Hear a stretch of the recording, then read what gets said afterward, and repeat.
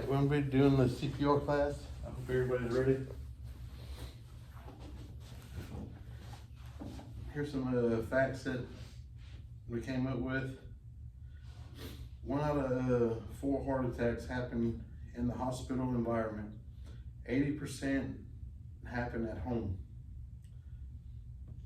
Okay? At least 3 sets of compressions, of 30 compressions and 2 breaths per person. Then throw in the AED. If you pull somebody out that was drowning, it's always good to give them 2 breaths first, and then start the compressions. And if you can get to a person within the 2 to 3 minutes, their survival rate is 80%. Brain damage starts taking place in 4 minutes, and full-fledged brain damage starts in 5 minutes. 475,000 die or cardiac arrest every year, in the US.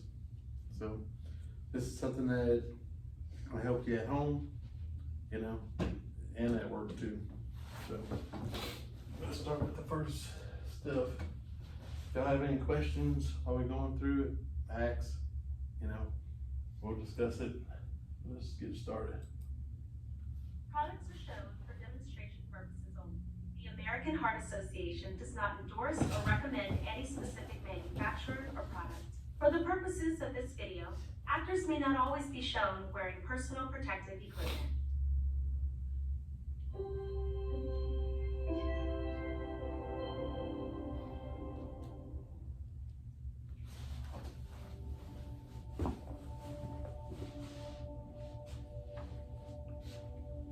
It was early in my shift at the cafe, around 8:45 on a Monday morning, and I was still feeling tired and groggy. A customer ran up to the counter and asked, "Does anyone know CPR?" A man had collapsed outside on the patio. Suddenly, I was wide awake. I didn't have formal training in cardiopulmonary resuscitation, that's CPR, but I had learned some skills from the American Heart Association website and from scouting when I was a kid. At first, I was nervous, but there was no time to waste. Somebody needed help now.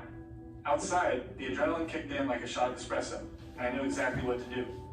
The customer had collapsed in a patio chair. I'll never forget his face. It was pale as a piece of paper. He wasn't breathing, moving, or responding. While someone called 911, I lowered the man to the patio. I remember thinking, I have someone in my arms who is dying, so I started CPR. I put both hands on the center of his chest and just started pushing, hard and fast. I kept doing chest compressions and breaths for about 2 minutes until medical help arrived. After medical help took over, I washed up, tied my apron on, and went back to serving coffee.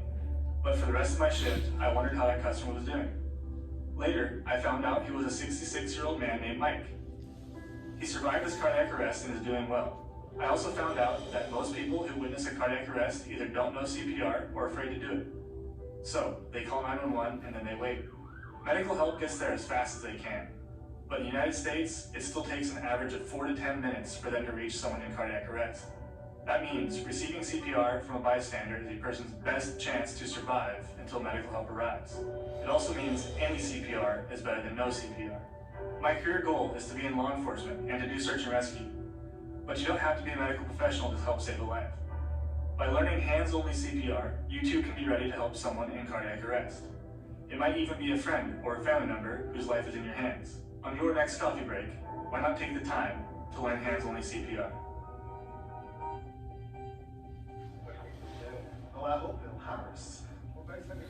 What would you do if someone collapsed suddenly in front of you?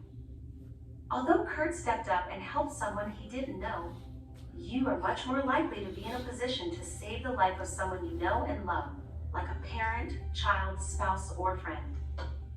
Today, you'll learn the skills to help respond in an emergency, but that's only half the battle. What would you do if you were standing in that line for coffee? Would you have the confidence to act? Cardiac arrest can occur without warning or within just a few minutes after symptoms appear, and it can occur in both men and women. However, recent studies have shown that in the United States, women are less likely than men to survive a cardiac arrest, as are underrepresented groups such as Black and Latinx communities when compared with their white counterparts. So it's important to remember that cardiac arrest knows no gender, race, or ethnicity. And in a cardiac emergency, everyone needs CPR to survive. Welcome to Heart Saver CPR AED, presented by the American Heart Association. An emergency can happen anywhere at any time, and this course will help prepare you for the types of emergencies you might encounter. For information on additional topics not covered in this course, please consult your student workbook.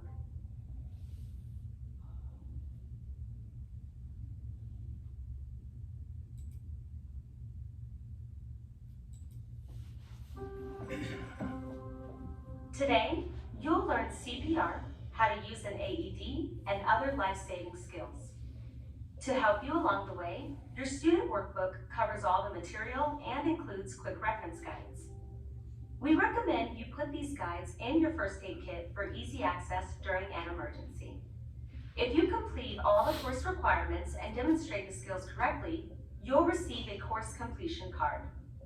Keep in mind, though, that studies show you should frequently review the course information and practice these skills to maintain your ability to respond to a cardiac arrest. The term heart attack is often mistakenly used to describe cardiac arrest. Although a heart attack may cause cardiac arrest and sudden death, the terms don't mean the same thing. But when and how do you provide CPR? Has the person had a heart attack or cardiac arrest, and what's the difference? Cardiac arrest results from an abnormal heart rhythm. This abnormal rhythm causes the heart to quiver so it can no longer pump blood to the brain, lungs, and other organs. Within seconds, the person becomes unresponsive and is not breathing or is only gasping. Death occurs within minutes if the person does not receive immediate life-saving treatment. A heart attack occurs when the blood flow to part of the heart muscle is blocked by a clot in a blood vessel.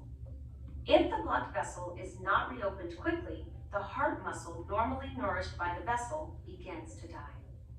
Heart attack symptoms may include discomfort or pain in the chest, or an uncomfortable feeling in one or both arms, the neck, the jaw, or the upper back. Other signs of heart attack are shortness of breath, breaking out in a cold sweat, nausea, or lightheadedness. For both women and men, the most common heart attack symptom is chest pain or discomfort. However, women are less likely to seek treatment for a heart attack. This may be because they're somewhat more likely than men to experience some of the other common symptoms of a heart attack.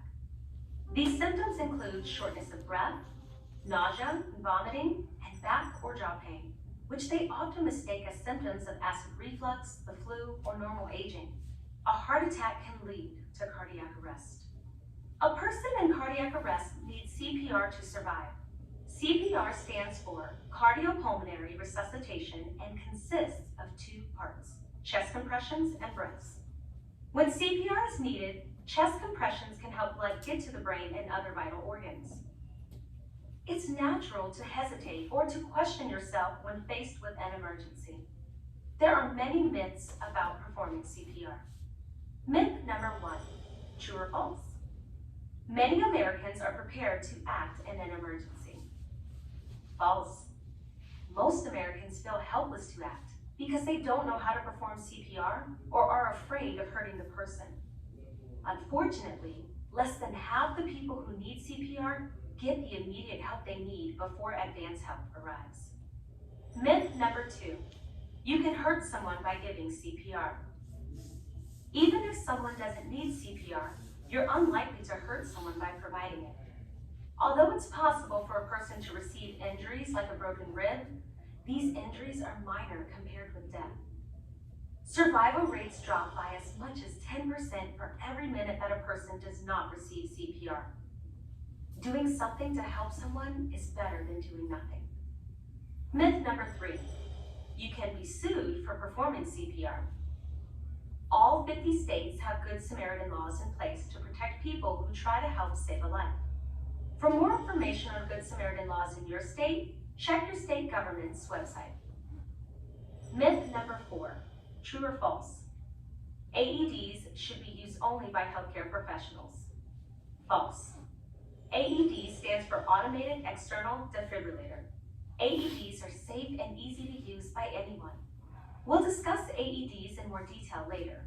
For now, all you need to know is that to operate one, you simply turn it on and follow the prompts. An AED will only provide a shock if the person needs it. You ever heard that one? Yeah, I got a question though. I thought they got rid of the breaths on CPR. No, they brought it back. Did they? Yeah. Okay. Here we go. When we go about our everyday lives and something like this happens right in front of us, it may take a few seconds to realize that this is actually an emergency. When we do realize the urgency, there are steps to follow to determine whether a person needs CPR. First, before you start providing CPR, you need to make sure the scene is safe. Look for anything nearby that might hurt you. You can't help if you get hurt too. Next, check to see if the person is responsive. Kneel at their side, tap them and shout, Are you okay? Are you okay? If the person is unresponsive, shout for help.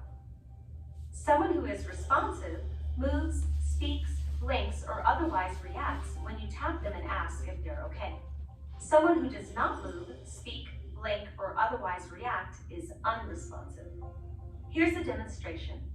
While leaning over the person who is down, check to see if the person is responsive.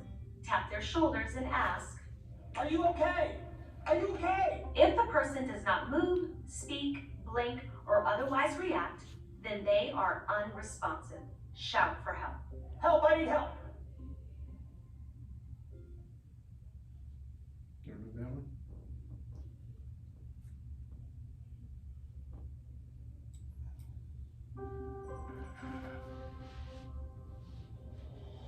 If someone is nearby and can help, have that person phone 911 and get an AED. Say to them, you, call 911 and get an AED. If no one comes or you're alone, then phone 911 yourself and put your phone on speaker mode so that you can use your hands while assessing the person. You'll also need to get the AED yourself. If you're alone and don't have a cell phone, leave the person while you go to phone 911 and get an AED. Quickly return and continue providing emergency care. If you don't know where the AED is, or if there isn't one available, do not delay the start of CPR.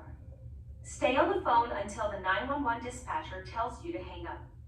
Answering the dispatcher's questions will not delay the arrival of help. The dispatcher will ask you about the emergency, where you are, and what has happened. In general, dispatchers can provide instructions that will help you. The dispatcher may also tell you how to help the person until someone with more advanced training arrives and takes over. The dispatcher may be able to tell you how to do CPR, use an AED, or give first aid. In an emergency, the sooner you realize that there's a problem and get help, the better it is for the ill or injured person.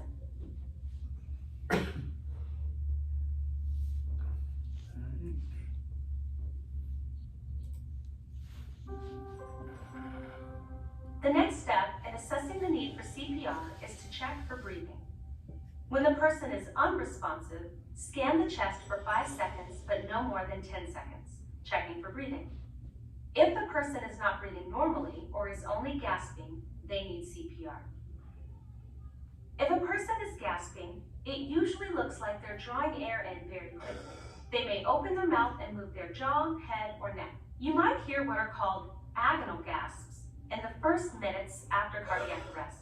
These gasps may appear forceful or weak, and sometimes may pass between gasps because they usually happen at a slow rate. The gasp may sound like a snort, snore, or groan. Gasping is not regular or normal breathing. It's a sign of cardiac arrest in someone who is unresponsive.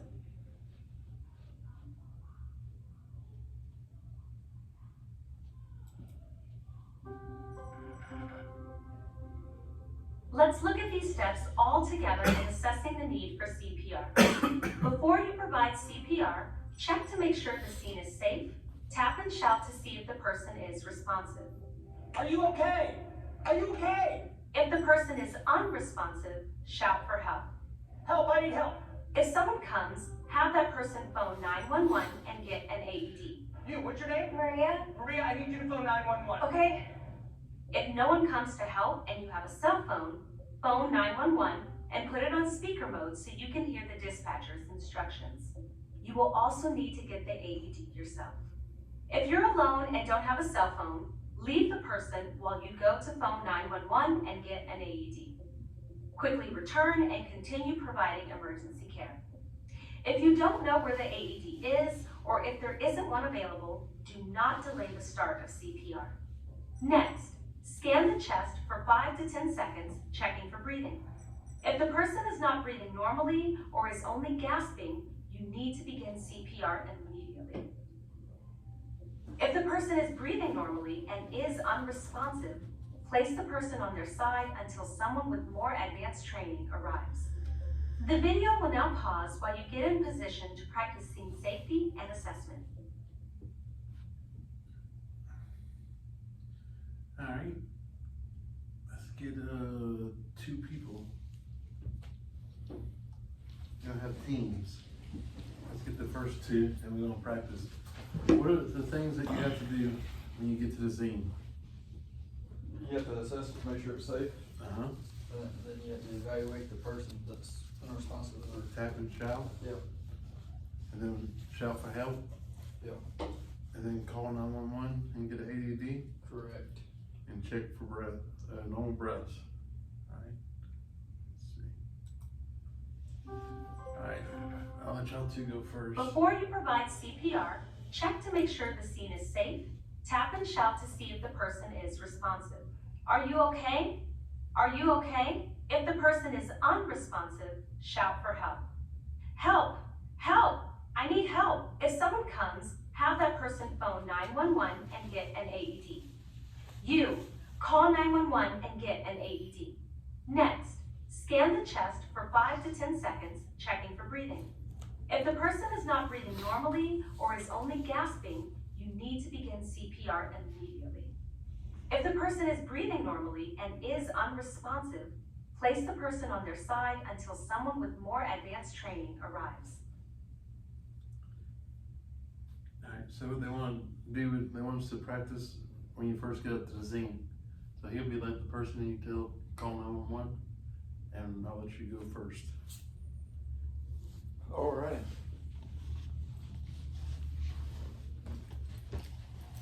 Scan the scene. Oh yeah, I scanned the scene. Right there. You gotta say it. Oh, I'm scanning the scene.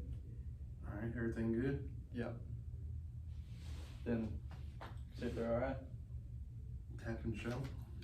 Are you okay? Are you okay? All right. Call 911, get AED. All right, you gotta check for the breathing. All right. He's not breathing. Not breathing. All right, Michael, your turn. Okay. So I'm scanning the scene, Uh-huh. coming in, there's no hazards. Are you okay? Are you okay? Help, I need help. You, what's your name? AJ. AJ, call 911. And then I'm scanning his chest to see if he's breathing for 5, no longer than 10 seconds. Not only call 911, but if they can get an AED. Get an AED. Yeah. Almost forgot that. Yeah, missed that one. Good. All right, All right. gonna make it, Kevin. Next group. Alright, scan the scene, Uh-huh. scene good. Are you okay? Are you okay? You, call 911 and get an AED. Check it for breathing, All right. he's not breathing. All right, next one. Alright, scanning the scene. Scene's good. Calling for help or checking. Hey, you okay? Hey, you okay? Hey, you. Call 911, get an AED. Beautiful. Not breathing. Okay, checking Checking for breath.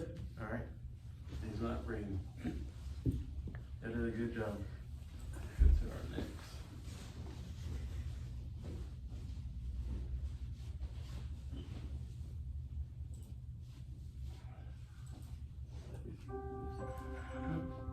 Now, let's talk about chest compressions and hands-only CPR.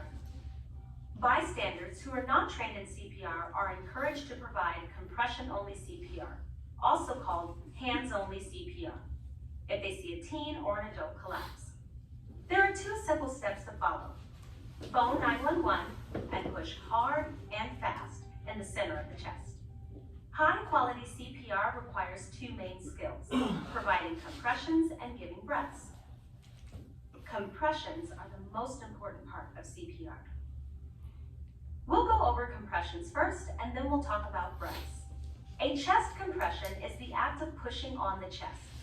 When you push down correctly on the chest, you pump blood to the brain and other organs. To perform high-quality compressions, you need to do 4 things. Provide compressions that are deep enough, provide compressions that are fast enough, allow the chest to return to its normal position after each compression, and don't interrupt compressions for more than 10 seconds. We're going to demonstrate chest compressions and then give you a chance to practice. When providing compressions, you're acting like the heart because in a cardiac arrest, it's not beating correctly on its own. By providing compressions, you're pumping blood to the brain and other vital organs, keeping them alive until advanced help arrives and the heart can begin beating on its own.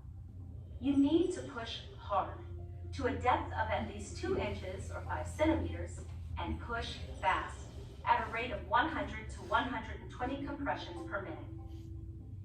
Let's watch this demonstration. Then you'll get to practice. To provide chest compressions, first move the person to a firm, flat surface. Quickly move bulky clothes out of the way. If the person's clothes are difficult to remove, you can still provide compressions over their clothing.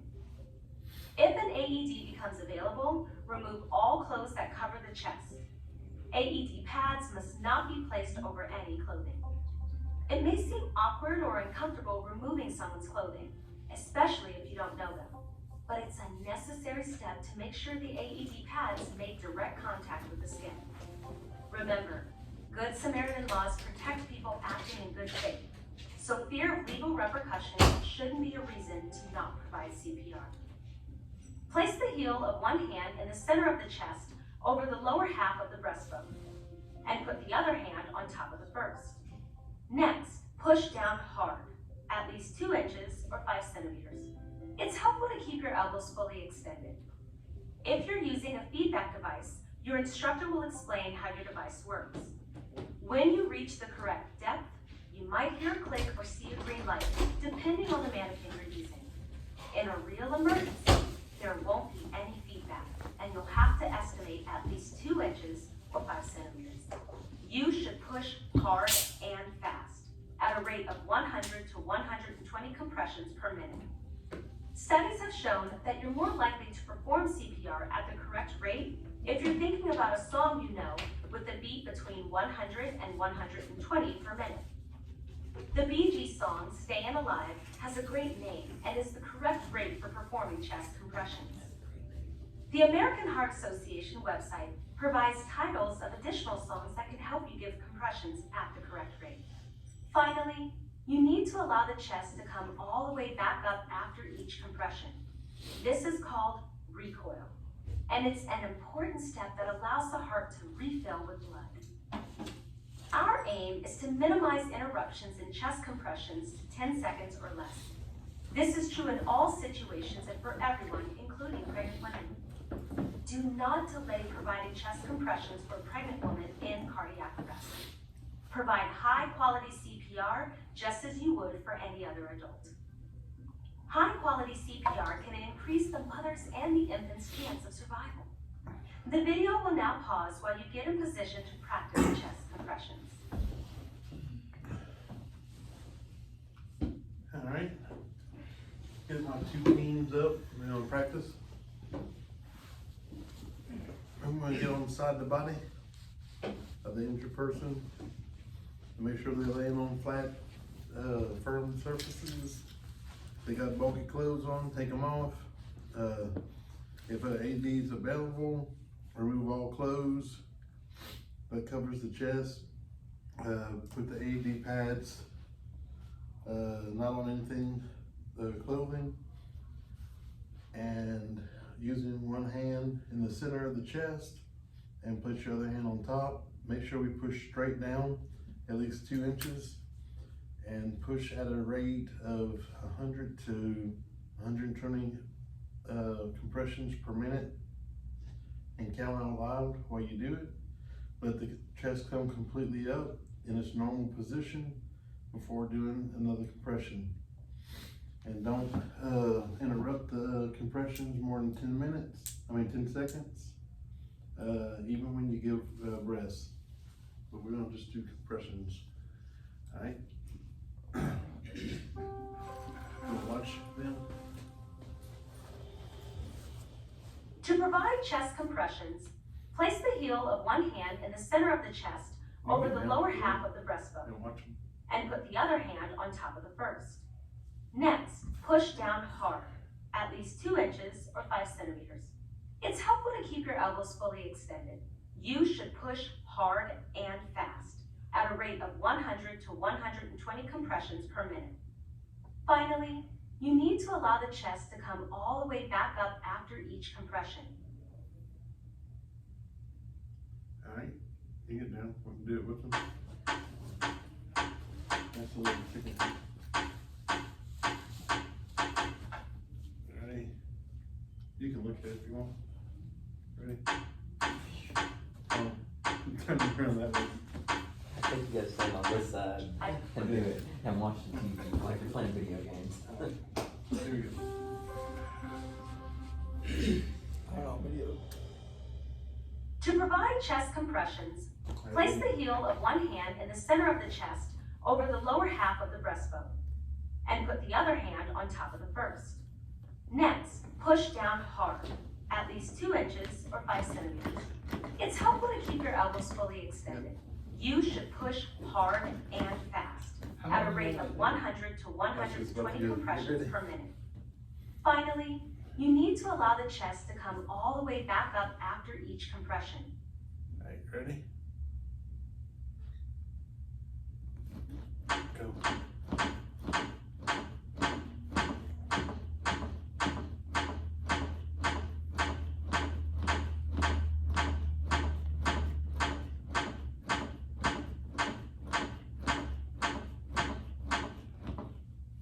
All right, Mike, your turn.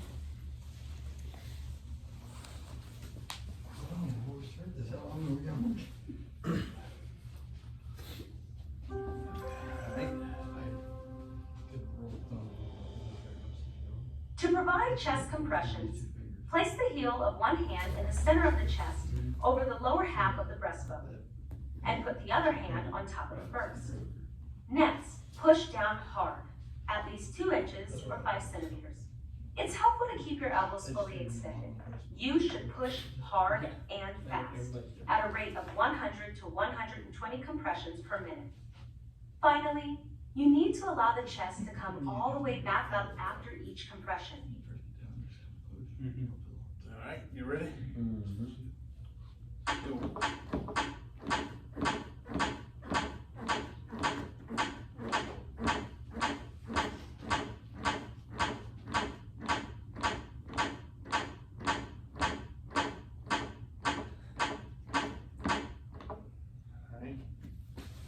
Very nice rhythm, sir.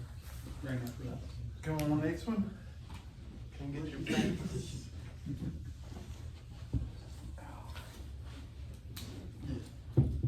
All right, you ready? Yeah. Get you started up.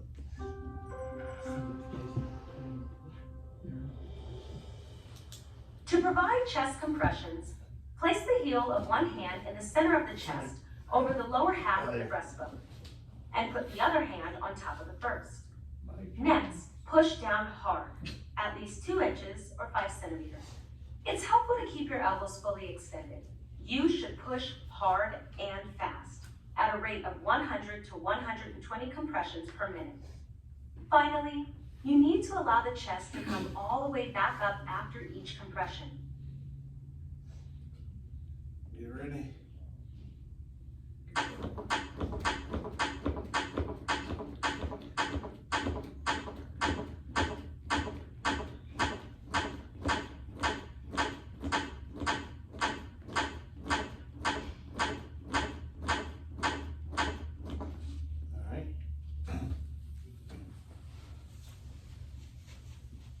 Next one up here.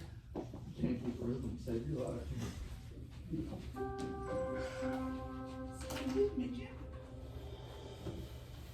To provide chest compressions, place the heel of one hand in the center of the chest over the lower half of the breastbone, and put the other hand on top of the first.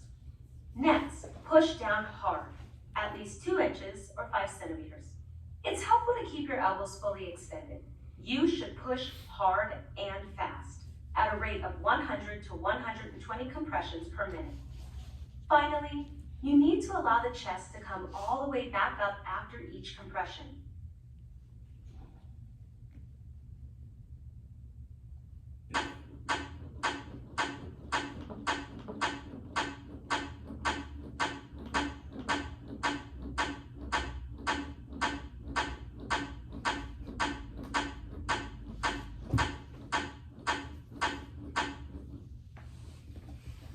Alright.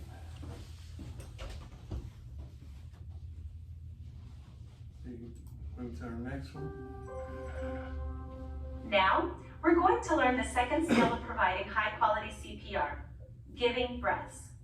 Breaths are especially important for infants, children, and anyone in cardiac arrest due to choking, drowning, drug overdose, or any other respiratory cause.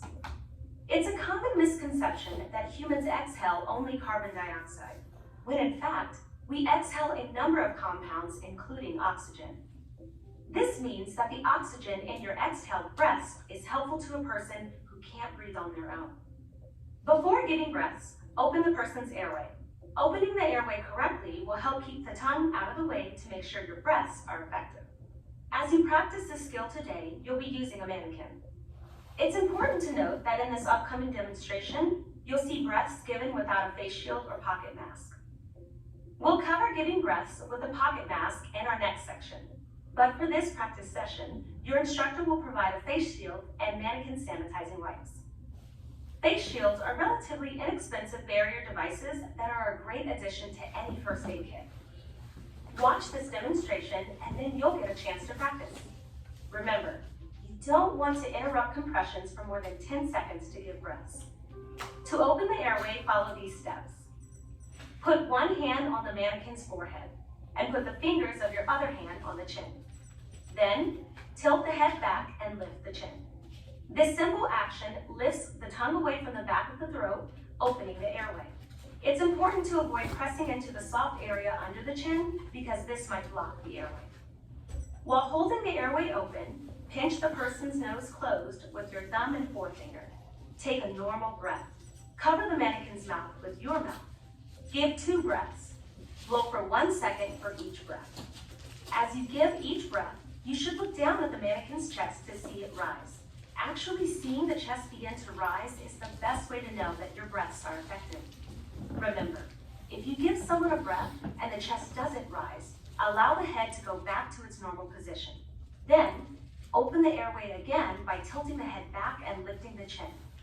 Give another breath, making sure the chest rises. Don't interrupt compressions for more than 10 seconds to give 2 breaths. The video will now pause while you get in position to practice giving breaths. Alright, Mike, Just a date. you ready? What am I doing?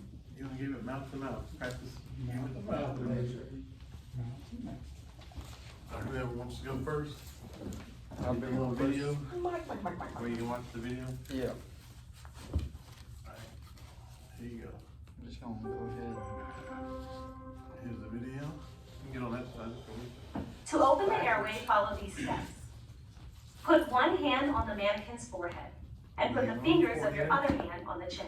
On the chin. Then, tilt the head back and Lift lift the head chin. back. While holding the the airway open, pinch the person's nose closed with your thumb and forefinger. Take a normal breath. Cover the mannequin's mouth with your mouth. Give 2 breaths. Blow for 1 second for each breath.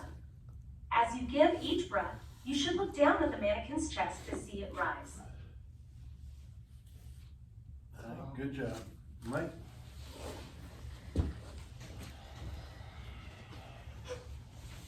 Serious. Alright, here, let me put it on.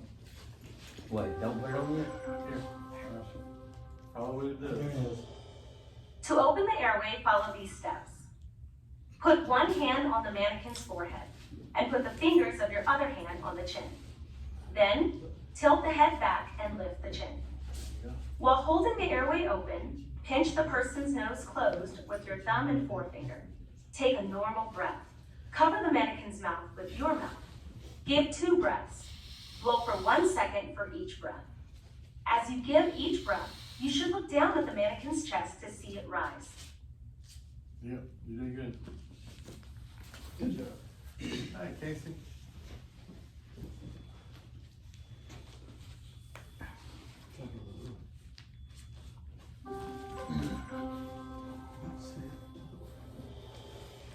To open the airway, follow these steps. Put one hand on the mannequin's forehead and put the fingers of your other hand on the chin. Then, tilt the head back and lift the chin. While holding the airway open, pinch the person's nose closed with your thumb and forefinger. Take a normal breath. Cover the mannequin's mouth with your mouth. Give 2 breaths. Blow for 1 second for each breath. As you give each breath, you should look down at the mannequin's chest to see it rise. There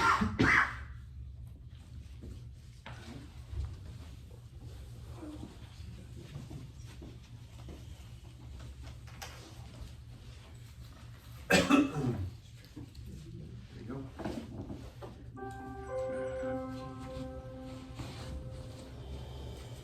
To open the airway, follow these steps.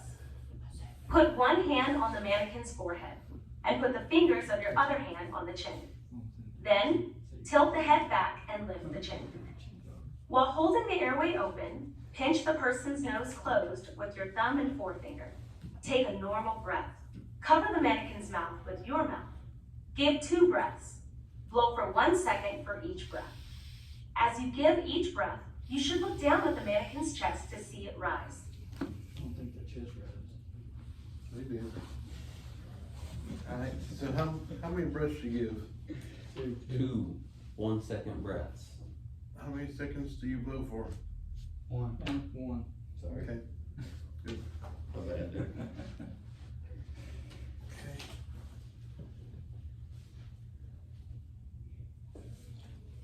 Alright, using the face shield. Now you get your little You things may out. give breaths with or without a face shield or pocket mask. If you're in the workplace, your employer may provide this kind of personal protective equipment for use during CPR. Many first aid kits also contain these supplies. There are different kinds of face shields and pocket masks, and there are different sizes for adults, children, and infants. So make sure you're using the right size. Pocket masks and face shields are made of plastic and fit over the person's mouth or mouth and nose. Face shields are a thin piece of flexible plastic meant to be a one-time use barrier between you and a mannequin or you and another person. Make sure that the face shield is pulled securely over the mouth and deliver breaths just as you would from mouth to mouth. Pocket masks are reusable barrier devices that can be sanitized between use. They're typically made of hard plastic with a one-way valve, and they protect the rescuer from coming in contact with blood, vomit, and contagious disease. The one-way valve is the part you breathe into. A pocket mask may not be included in a typical first aid kit, but the AHA recommends that you add it. You may need to put a pocket mask together before you use it, but this is usually as simple as popping it into shape and connecting the 2 pieces. And by the way, use the one-way valve you are given for today's practice only, and then discard it. So, let's take a look at how to give breaths with a mask. We're going to show you a demonstration on how to place the mask and give breaths. Afterward, we'll give you a chance to practice giving breaths with the mask. Start out kneeling next to the mannequin. mannequin. Put the mask over the mannequin's mouth and nose. If the mask has a narrow or pointed end, put that part of the mask on the bridge of the nose, and the wide part of the mask should cover the mannequin's mouth. Tilt the head back and lift the chin while pressing the mask against the mannequin's face.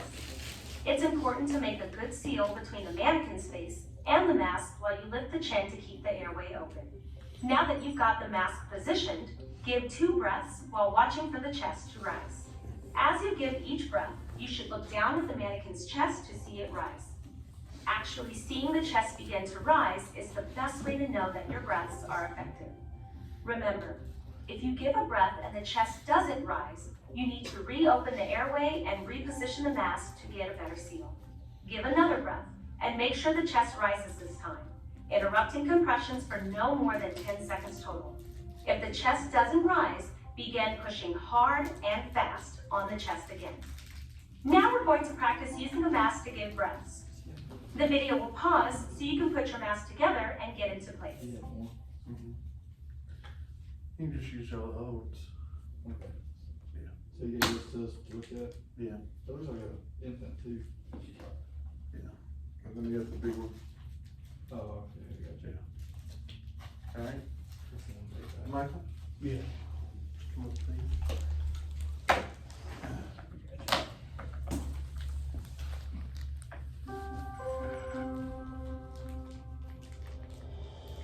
Put the mask over the mannequin's mouth and nose. Tilt the head back and lift the chin while pressing the mask against the mannequin's face. Now that you've got the mask positioned, give 2 breaths while watching for the chest to rise. Good job, Michael. Alright, AJ, your turn.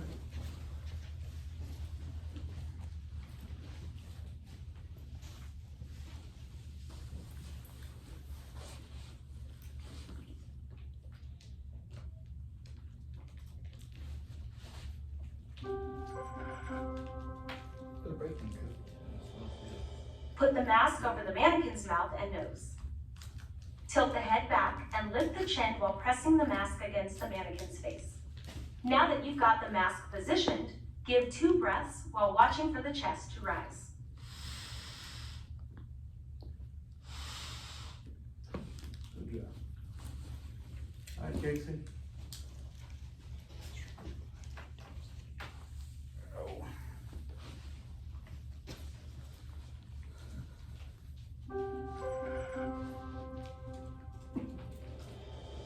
Put the mask over the mannequin's mouth and nose. Tilt the head back and lift the chin while pressing the mask against the mannequin's face. Now that you've got the mask positioned, give 2 breaths while watching for the chest to rise.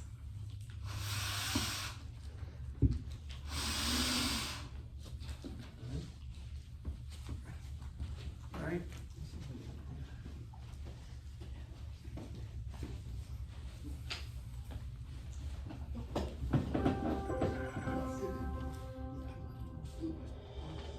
Put the mask over the mannequin's mouth and nose.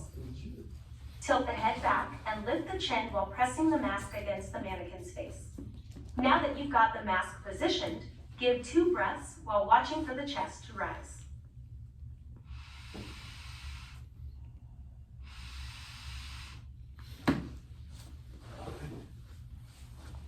Everybody understand that so far? Mm-hmm. Yep. Alright, let's see.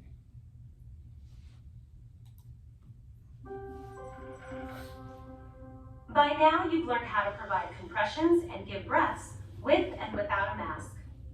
Let's look more closely at using an AED. An AED is a device that can deliver a shock to the heart of a person in cardiac arrest if needed. Even though you may be in the midst of providing CPR, once the AED arrives, use it immediately. CPR combined with using an AED provides the best chance of saving a life. If possible, use an AED every time you provide CPR. During cardiac arrest, the heart quivers and stops pumping blood. An AED shocks the heart so that the heart's rhythm can reset and the heart can pump blood again. To use an AED, you simply turn it on by either pushing the on button or lifting the lid. Once you turn on the AED, you'll hear prompts telling you everything you need to do. AEDs may have two sets of pads, a large set to use for adults and a small set to use for children. Make sure you use the large pads on anyone 8 years of age or older. Later, we'll talk about using the smaller pads for children younger than 8 years old. You may have already moved some of the person's clothes out of the way to perform CPR, but you should remove all clothes that cover the chest before using an AED. AED pads must not be placed over any clothing. It's important that the AED pads not touch anything other than the person's bare skin. Peel away the backing from the pads and attach them to the person. Follow the pictures on the pads. You don't need to remove a person's jewelry as long as it doesn't interfere with the placement of the pads and isn't in contact with the pads. It doesn't cause a shock hazard to either the person being helped or the rescuer. However, undergarments should be removed, along with other clothes covering the chest, since they often interfere with proper pad placement. Plug the pad's connector into the AED and follow the AED prompts. Make sure no one is touching the person while the AED analyzes the heart rhythm and before you push the shock button. If the AED recommends a shock, it will tell you to stay clear or not touch the person. If the AED tells you not to touch the person, look to be sure that no one is touching the person, including you, and state something like, "Stay clear," or "Stand back," just before you push the shock button. As soon as the AED gives the shock, immediately resume chest compressions. After this demonstration, you'll have a chance to practice using an AED trainer so that you can see what it's like. You'll need to consider a few special situations when using an AED. First, if the person has hair on their chest, the hair may prevent the pads from sticking. If your AED has only one set of pads, a razor should be included. You can use the razor to quickly shave the area and then apply the pads. If your AED has two sets of large pads, you can try this. Apply one set to the hairy chest, and if the hair prevents the pads from coming in contact with the chest, the AED should tell you to check the pads. If it does, press the pads down more firmly. If they still aren't sticking, rip the pads off forcefully, removing the chest hair. Then, reapply a new set of pads to the bare skin. Water on a person's chest can also be a problem. It could allow the shock to travel through the water between the pads, ultimately preventing delivery of an effective shock dose to the person's heart. If someone is lying in water, you should quickly move them to a dry area. However, if the person is lying in snow or in a small puddle, you may use the AED. And if the chest is covered with water or sweat, wipe the chest before attaching the AED pads. But wipe the chest quickly. It doesn't have to be completely dry. Some people have an implanted pacemaker or defibrillator in the same place where you put the AED pads. These devices look like a round or square lump smaller than a deck of cards. If you see this lump, avoid putting the pads directly over it. Also, don't place the pad directly over a medicine patch. If a medicine patch is located where you need to place a pad, take the patch off and quickly wipe the chest before you put on the pad. If you're not wearing gloves, make sure you don't touch the underside of the patch. You don't want to get any of the medicine on your bare skin. Use an AED for a pregnant woman in cardiac arrest just as you would for any other person. If your workplace has an AED, you should familiarize yourself with it. Regardless of the type of AED, remember to turn it on first and follow the audible prompts that will lead you through the rest of the steps. Additional emergency equipment may be found in the AED, such as scissors, razors, wipes, gloves, and a barrier device. These items may also be found in a separate emergency or first aid kit. The video will now pause to allow your instructor to lead a practice session with an AED trainer. These trainers simulate what a real AED would do, but they won't provide a shock.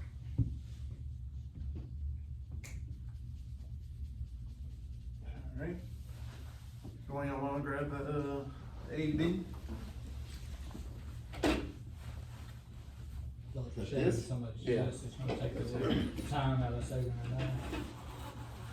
Preston, You can do it professional first. AED trainer. Yeah, okay. Go down there and. Figure it out. Okay. It literally tells you step for step. Turn it on, it's pretty cool. Alright, so do I pull it all the way out of the package or? Yeah, you can. Yeah, we are now. Okay, just turn it on, like such. Adult patient. Yeah. patient is a child, press the child button. Okay, we're not doing that. Remove clothing from the patient's chest. Hey, clothing's already done? Open packet and apply pads onto patient's bare skin. This here is Yeah, open the packet. Apply pads as shown in the I picture. see. No. Open packet and apply pads onto patient's bare skin. And this one goes up here. Apply pads as shown in the pictures. I'm trying. You are rushing me. Press pads firmly on skin. Apply pads as shown in the pictures. Apply pads as shown in the pictures. Is it like a? Press pads firmly on skin. Okay. Apply pads as shown in the pictures. Let's say, is there like a? Apply pads as shown in the pictures. No, that's good. Press pads firmly on skin. Apply pads as shown in the pictures. Apply pads as shown in the pictures. Oh, we gotta pull the sticky shit off. Yeah. Maybe. Press pads firmly on skin. Yeah. Apply pads as Thanks, shown Coach. in the pictures. Shit. Apply pads as shown in the pictures. Alright. Done. Do not touch the patient. I don't Analyzing heart rhythm. No, Do not that's touch sticky the sauce. patient. Analyzing heart rhythm.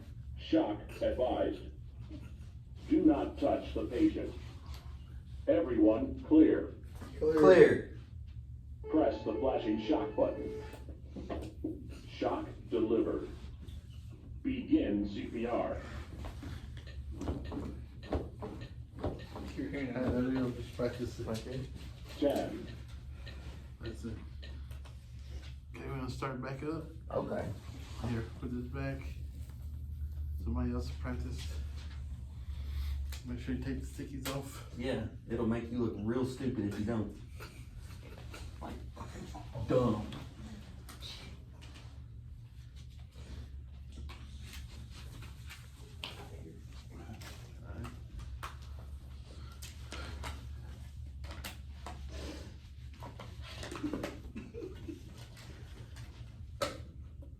Alright. Go ahead, your turn. So we replay that? Are we supposed to watch something? No, you just gotta practice. Oh, did we just practice? Yeah, just practice putting it on. You open it up. Then turn on the power button. adult patient. Yes. If the patient is a child, press the child button. Remove clothing from the patient's chest. Open packet and apply pads onto patient's bare skin. Take the sticky things off, okay?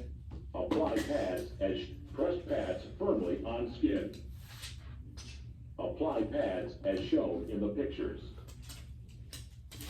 Apply pads as shown in the pictures. Press pads firmly on skin. Apply pads as shown in do not touch the patient. Analyzing heart rhythm. Do not touch the patient. Analyzing heart rhythm. Shock advised. Do not touch the patient. Everyone clear. Stay back. Press the flash. Shock delivered. Alright.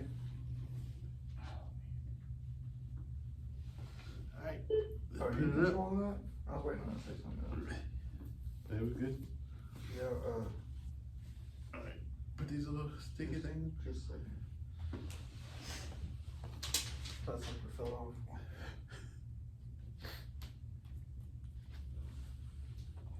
Where's the other one? Oh, there it is. I was gonna say it was lying. I didn't want Put it. it back in there. Alright, next person.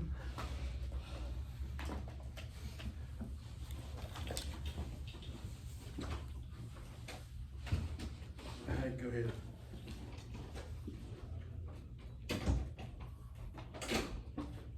Turn on. Adult patient. If the patient is a child, press the child button. Remove clothing from the patient's chest. Alright, make Open sure all packet closed. and apply pads onto patient's bare skin. Alright, put the, Apply pads as shown in the pictures. Open packet and apply pads onto patient's bare skin.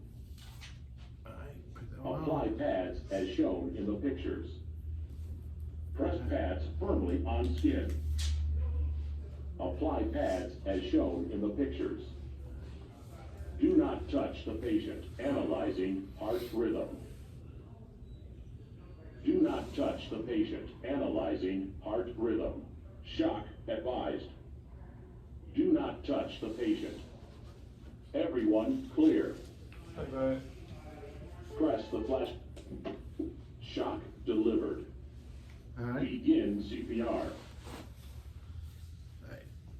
Next one.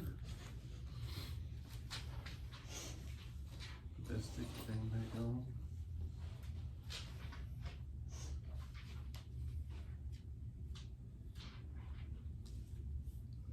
Alright.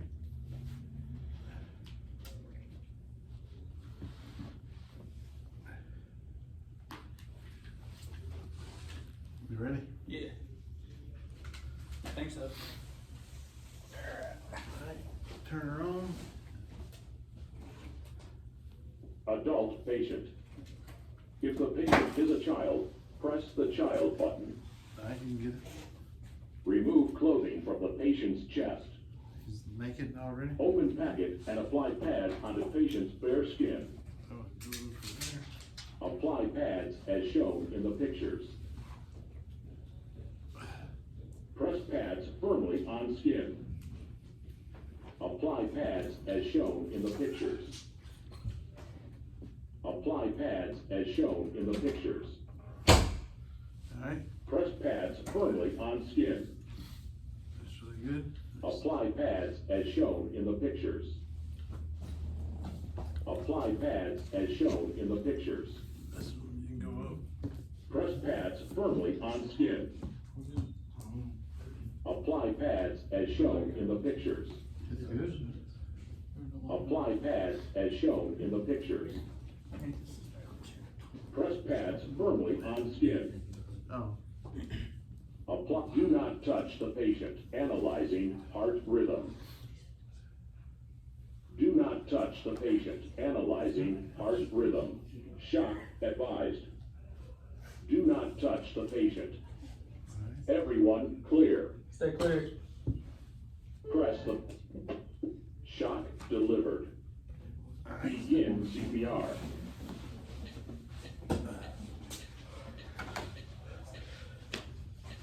Ten. alright, everybody got that?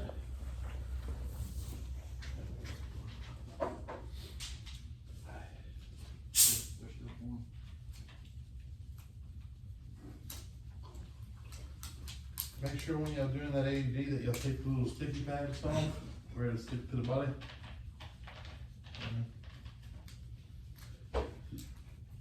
Anybody got any questions on that one Well, all of them have that sticky pad? though? Some of them do. I think the ones that we got has them. So.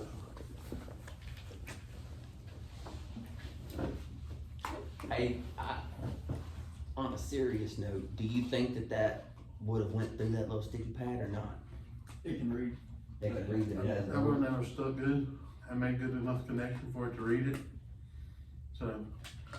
I would know you had a. When we did ours actually came with like another company.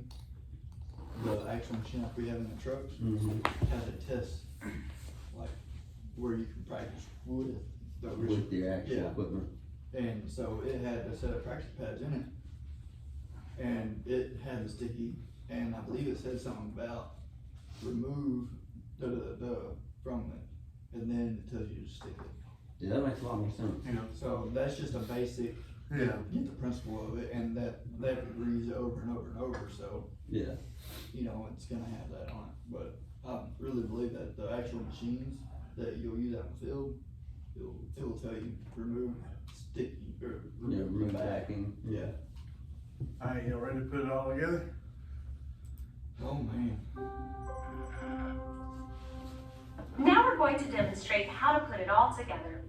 From scene safety and assessment, to providing compressions and giving breaths, to using an AED. Afterward, you'll get a chance to practice. First, Check to make sure the scene is safe. Tap and shout to see if the person is responsive. Are you okay? Are you okay? If the person is unresponsive, shout for help. Help! Help! Ask someone to phone 911 and get an AED. Phone 911 and get an AED. Next, scan the chest for 5 to 10 seconds, checking for breathing. If the person is not breathing normally or is only gasping, provide CPR. Make sure the person is lying on their back on a firm, flat surface. Quickly move bulky clothes out of the way. If a person's clothes are difficult to remove, you can still provide compressions over clothing. If an AED becomes available, remove all clothes that cover the chest. AED pads must not be placed over any clothing. Now, tilt the head back and lift the chin to open the airway. Give 2 breaths. Remember, do not interrupt compressions for more than 10 seconds. Give another set of 30 chest compressions. Now, tilt the head back and lift the chin. Give 2 breaths. Once the AED arrives, use it immediately. First, turn on the AED by pushing the on button or opening the lid. Attach the pads to the person's bare chest. Follow the AED prompts and the pictures on the package or pads. Plug in the pads connector. Make sure no one is touching the person while the AED analyzes the heart rhythm and before you push the shock button. Press the shock button if the AED says to, and immediately resume CPR, starting with compressions. Now the video will pause and your instructor will help you practice putting it all together. All right. Now you're asking too much. Then we're gonna put it all together. So we're gonna do like 2 teams. You got Mike and AJ. So we gotta check the scene, make sure it's safe. Tap him, shout out. If you know a response, shout for help. As he's then you tell him to get 911, call 911, get an AED. Then you can start do compressions. You're gonna do 100 or 30 compressions and 2 breaths. And after you do that, you can put the AED on. Alright? Alrighty. So I'm checking scene. Alright. Are you okay? Are you okay? Mike, call for 911 and get AED. Okay.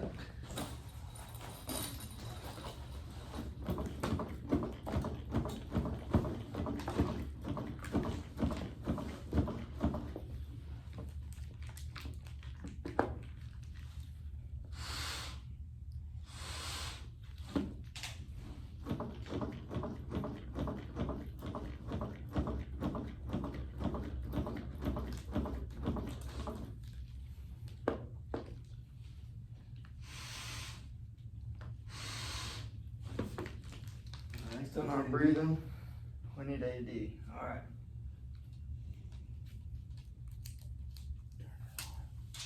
Not yet.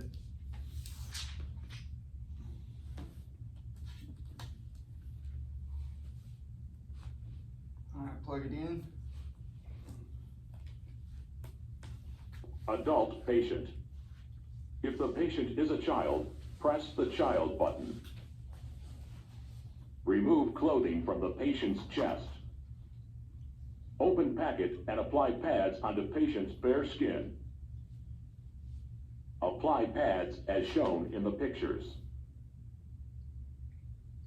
Alright. Open packet and apply pads onto patient's bare skin.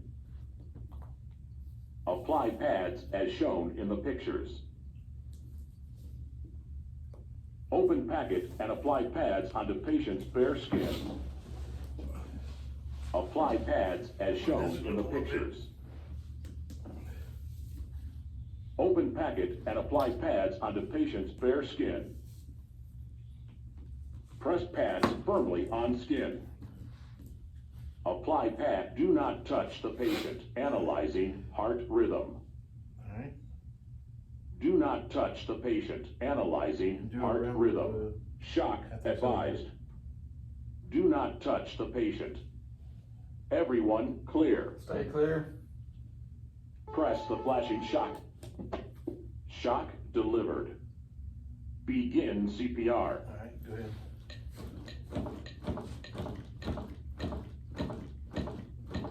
10,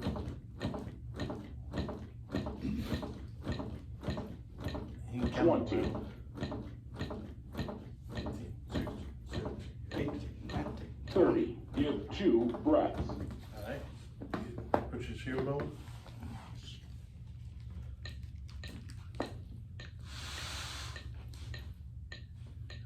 Ten, Wow. 20,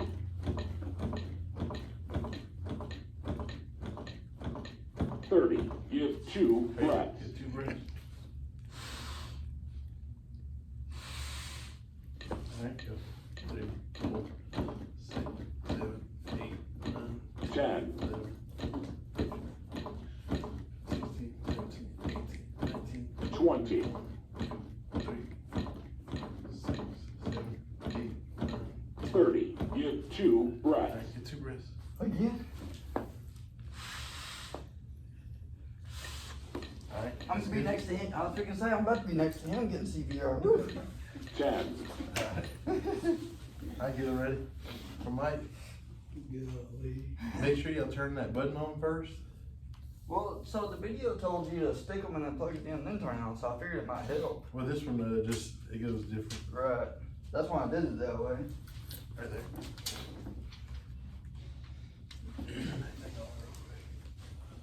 The AC?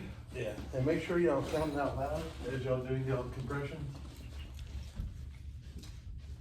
So how are you supposed to do it before you put the AED? Is it 30 straight? 30 and then 2 breaths. And then AED, right? 30 and then 2 breaths.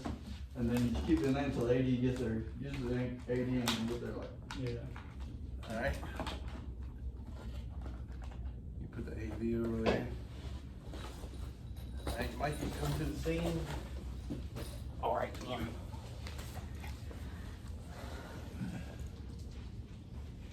Alright, Someone's ready to go? yeah, Okay. Mike Jones on the ground. Alright, assessing the scene. There's no hazards. Are you okay? Are you okay? Alright, I need help. AJ, call 911 and see if you can find an AED. And we're checking breaths. He's not breathing. alright. So we're going 1, 2, 3, 4, 5, 6, 7, 8, 9, 10, Mike, I got 11, AED. 12, I want 13, one on the 14, 15, 16, 17, 18, 19, 20, 21, 22, 23, 24, 25, 26, 27, 28, 29, 30. Alright, give him a rest.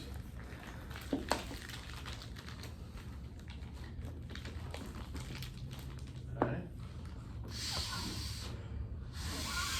Alright, hit the AV button. 1, 2. Okay. Alright. He needs an AED. If the patient is a child, press the child button. Remove clothing from the patient's chest. Alright, get the clothing Press on. pads firmly Pads on skin. Apply pads as shown in the pictures.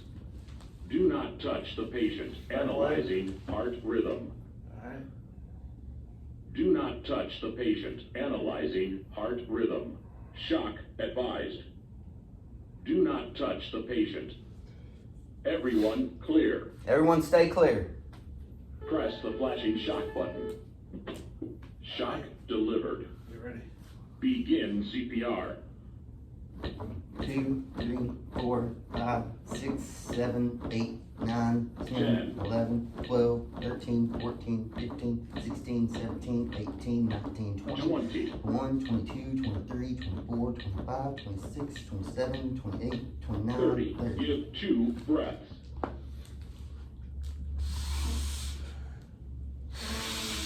Alright, 4, 5, 6, 7, 8. 9, 10, 11, 12, 13, 14, 15, 16, 17, 18, 19, 20, 20, 22, Make sure you come all the way out. 24, 25, 26, 27, 28, 29. 30. Give 2 breaths. Right, yeah. Good there.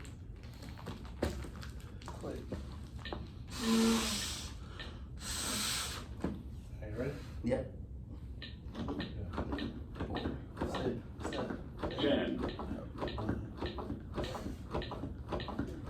15, 16, 17, 21, 22, 23, 24, 25, 26, 27, 28, 29, 30. 30. Give 2 breaths.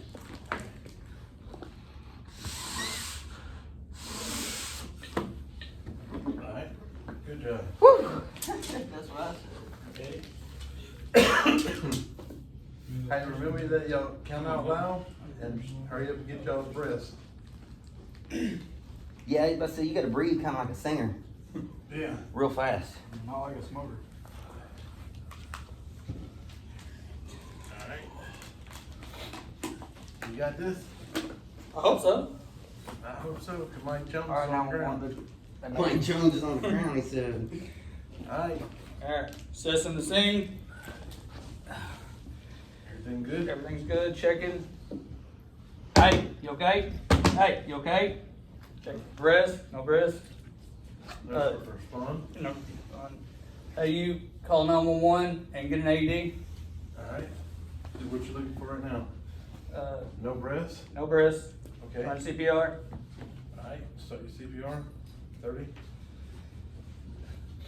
1, 2, 3, 4, 5, 6, 7, 8, 9, 10, 11, 12, 13, 14, 15, 16, 17, 18, 19, 20, 1, 2, 3, 4, 5, 6, 7, 8, 9, 30. Adult patient.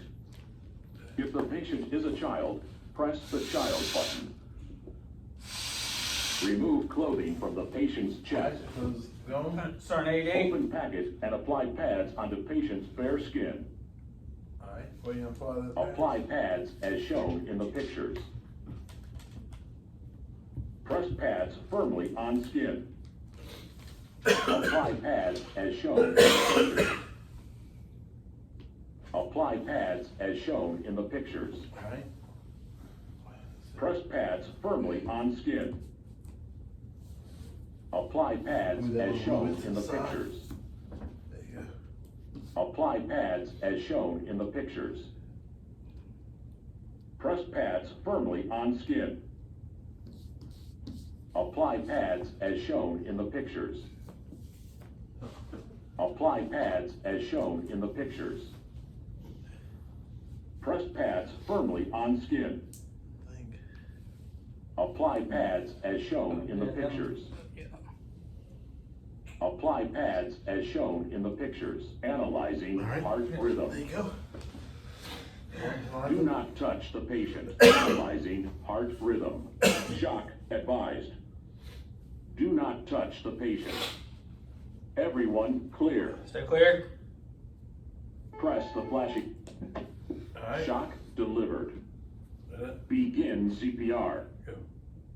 1, 2, 3, 4, 5, 6, 7, 8, 9, 10. 10, 11, 12, 13, 14, 15, 16, 17, 18, 19, 1, 20. 1, 2, 3, 24, 5, 26, 27, 8, 9, 30. 30. Give 2 breaths.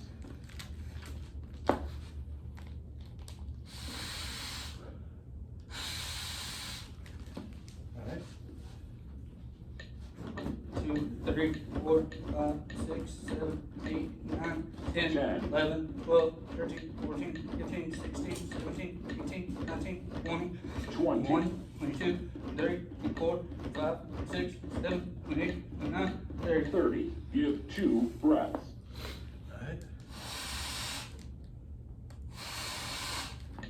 How you in? 1, 2, 3, 4, 5, 6, 7, 10. 8, 11, 12, 13, 14, 15, 16, 17, 18, 19, 20, 20. 21, 22, 23, 24, 25, 26, 27, 28, 9, 30. 30. Give 2 breaths.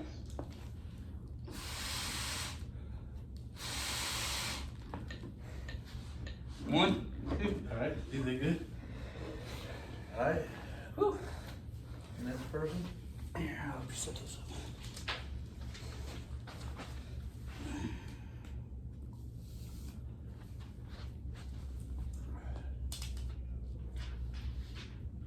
And make sure you always go up, like, to let your chest come all the way back out, you know? And do. Try to keep a good rhythm.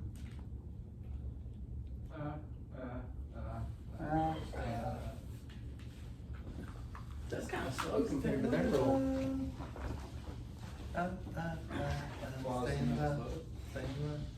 Alright, you ready? Yep. Alright, go ahead. Alright, checking the scene, scene safe. Are you okay? Are you okay? Call 911, get an AED, check for breathing, not breathing. Alright, You gonna start chest compression? alright. 1, 2, 3, 4, 5, 6, 7, 8. AED, 911 on the phone.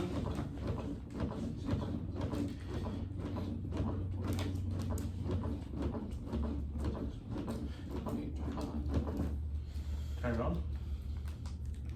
Adult patient. If the patient is a child, press the child button. Remove clothing from the patient's chest. Open packet and apply pads onto patient's bare skin. That one goes on to the side. Apply pads as shown in the pictures. Open packet and apply pads onto patient's bare skin. Apply pads as shown in the pictures. Press pads firmly on skin. Apply pads as shown in the pictures. Do not touch the patient. Analyzing heart rhythm. Do not touch the patient. Analyzing heart rhythm. Shock advised. Do not touch the patient. Everyone clear. Stay back. Press the flat.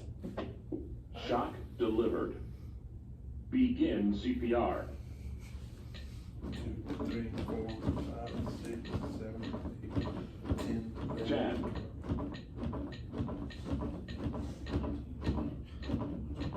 20,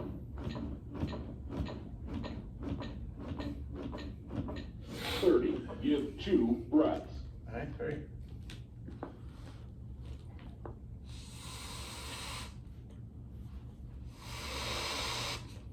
Alright. CPR.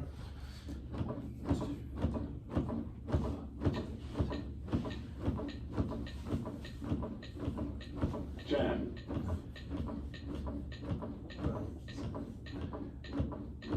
20,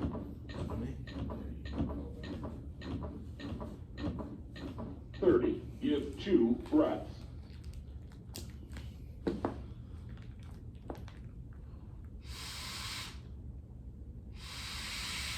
Make sure you hold his nose and the chest didn't come up.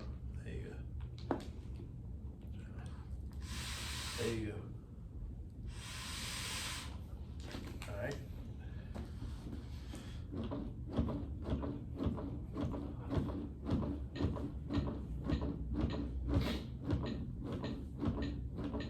Ten,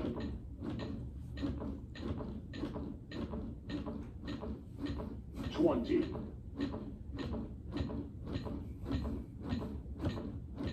30. Give 2 breaths.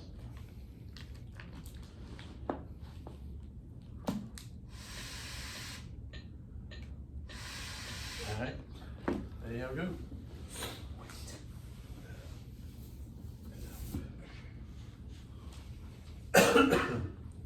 Have any questions right now?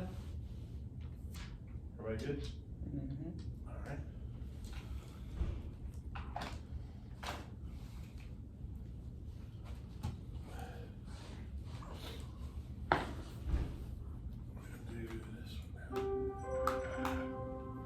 Now that you've had a chance to practice compressions, you can see that providing CPR requires a lot of effort.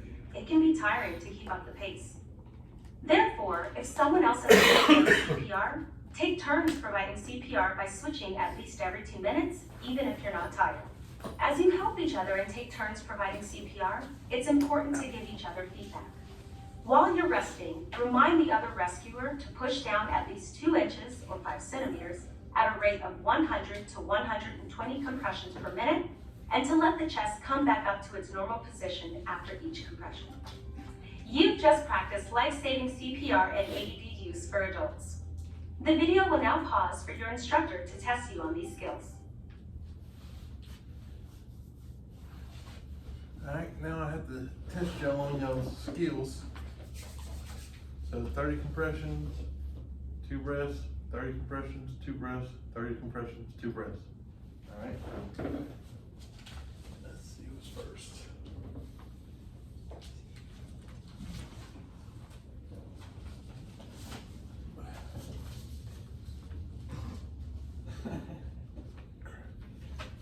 Should do it the wrong one.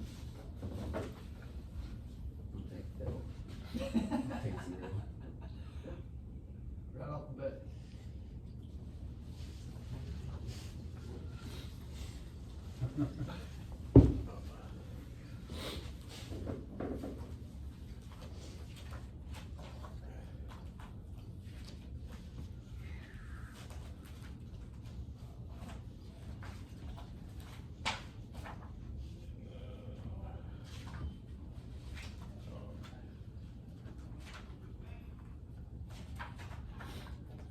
Just 5 minute break we need. Yeah, y'all take a break real quick and I'm gonna go get this one done and we'll come back and check, you know. Or again. Check which one I'm doing.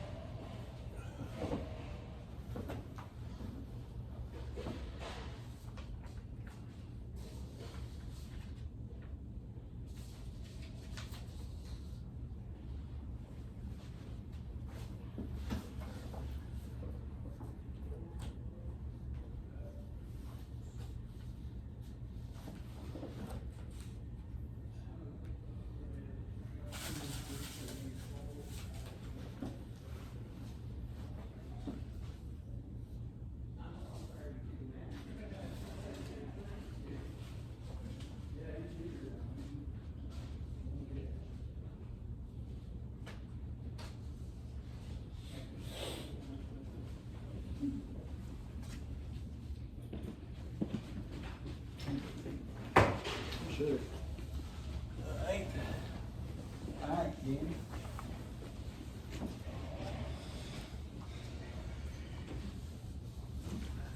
30, and then 2. 30, and then 2. 30, With the AED. 2, with the AED. Yeah, so you have to do like a team. So you gotta, so we're doing 130 and then AED and then 230s, or? Yeah, we do 130, 2 breaths, AED hookup, and then two rounds. Alright. Hey, fill out this paper again, bud.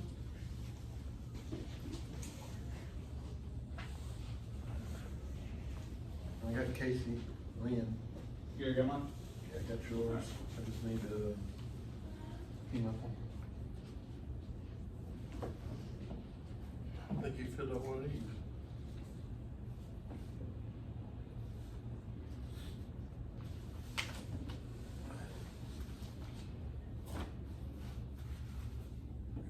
Right.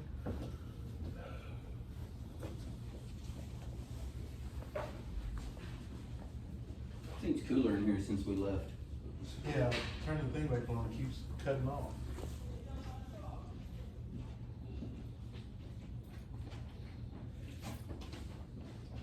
That's all you gotta do is write your name and date.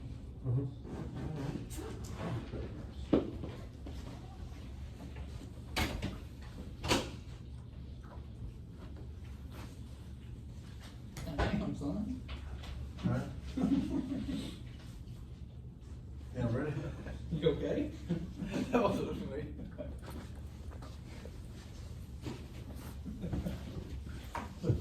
You okay?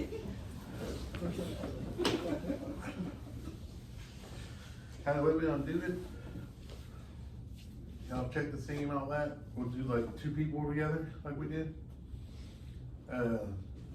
One set, hook up your AED, and then do 2 sets. That'd be good. Okay. And I'll do y'all's skill. Alright? And do Casey and Michael. Let Michael go first.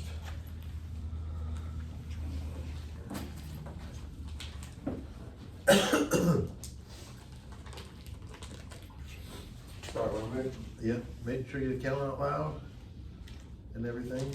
Make sure you go do your 30 compressions real good. And go with it. Here goes my best.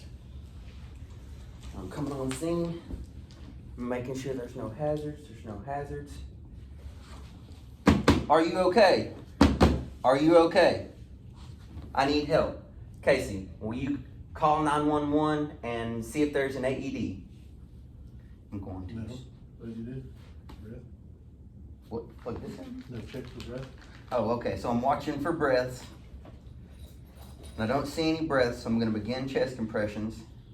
Alright. That's 1, 2, 3, 4, 5, 6, 7, 8, 9, 10, 11, 12, 13, 14, 15, 16, 17, 18, 19, 20, 21, 22, 23, 24, 25, 26, 27. Let's do it again.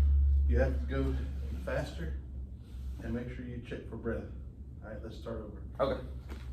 You have to go faster with the compressions. Alright? Go ahead. Your green light right there will tell you. Yeah. And listen, I can't see that though, because it's And on make my sure you're elbow. coming all the way up. You're not coming all the way up. Alright, go ahead. Okay. So I'm coming on scene, checking for hazards. There's no hazards. Are you okay? Are you okay? Help. I need help. Casey, will you call 911 and grab an AED? I'm looking for breaths. I don't see any breaths. I'm gonna begin chest compressions. 1, 2, 3, 4, 5, 6, 7, 8, 9, 10, 11, 12, 13, 14, 15, 16, 17, 18, 19, 20, 21, 22, 23, 24, 25, 26, 27, 28, 29, 30.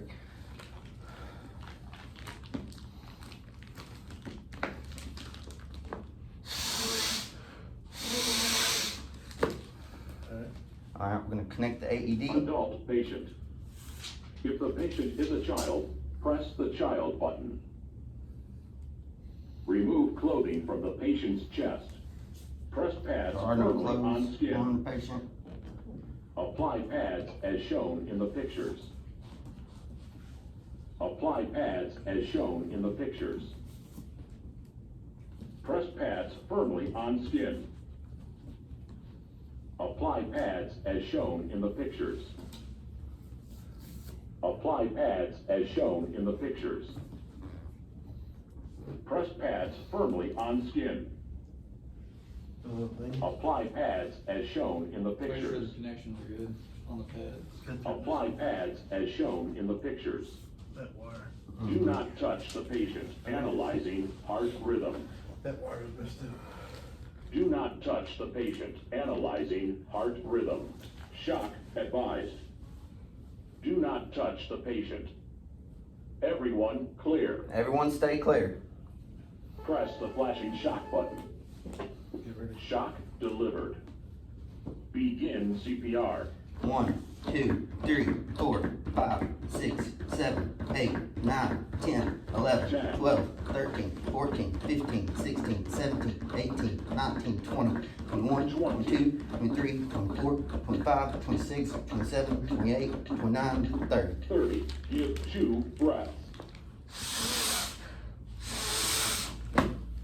1, 2, 3, 4, 5, 6, 7, 8, 9, 10, 11, 12, 13, 14, 15, 18, 19, 20, 21, 22, 23, 24, 25, 26, 27, 28, 29, 30. 30. Give 2 breaths.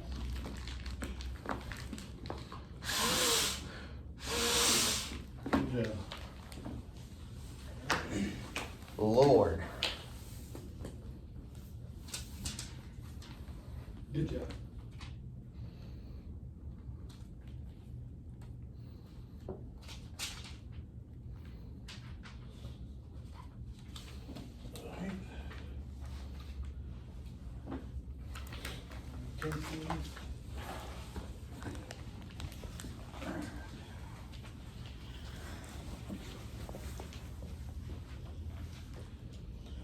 Good? Go ahead. Alright, checking scene, scene's clear, no hazards. Breath. Hey, you okay? Hey, you okay? Hey, can you call 911 and see if you can find an AED? Sure thing. Check your breath, no breath. CPR. 1, 2, 3, 4, 5, 6, 7, 8, 9, 911's on the 10, way. 11, 12, 13, 14, 15, 16, 17, 18, 19, 20, 21, 22, 23, 24, 25, 6, 7, 8, 9, 30. Adult patient. If the patient is a child, press pads firmly on skin. That's the thing. Oh, yeah, shit. Apply pads as shown in the pictures. Apply pads. Do not touch the patient. Analyzing heart rhythm. Do not touch the patient. Analyzing heart rhythm. Shock advised. Do not touch the patient. Everyone clear. Stay clear. Press the flashing. Shock delivered. Get ready.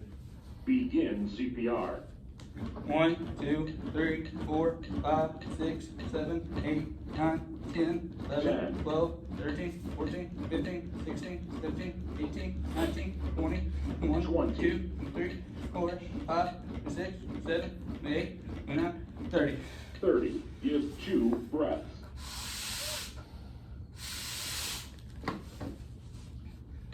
1, 2, 3, 4, 5, 6, 7, 8, 9, 10, 11, 12, 13, 14, 15, 16, 17, 18, 19, 20, 1, 2, 3, 4, 5, 6, 7, 8, 9, 30. 30. Give 2 breaths.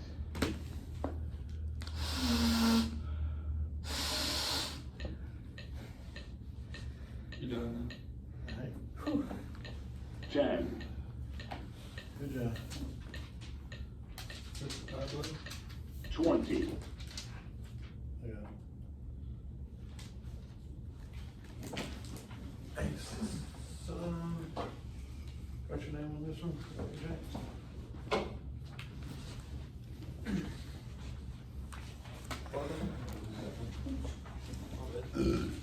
Excuse me.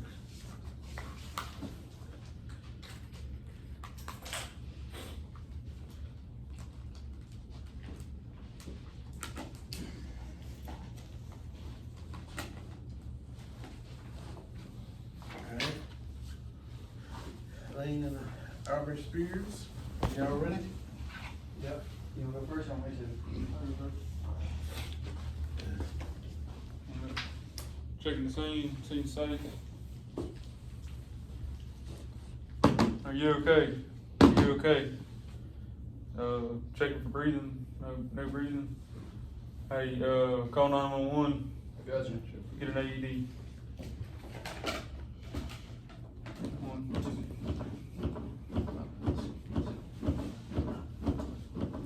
I got AED, 911 on the way.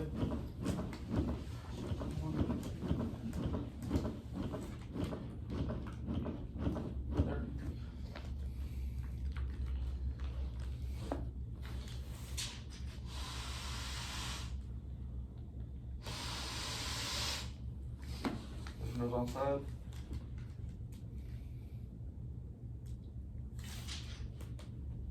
Adult patient. If the patient is a child, press the child button. Remove clothing from the patient's chest. Press pads firmly on skin. Apply pads as shown in the pictures. Apply pads as shown in the pictures. Press pads firmly on skin. Apply pads as shown in the pictures. Apply pads as shown in the pictures. Press pads firmly on skin. Apply pads as do not touch the patient. Analyzing heart rhythm.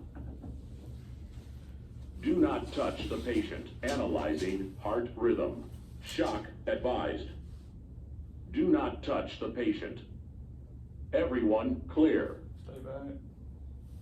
Press the flashing shock button. Shock delivered. Begin CPR.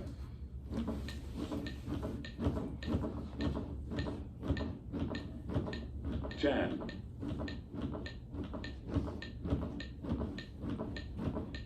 20.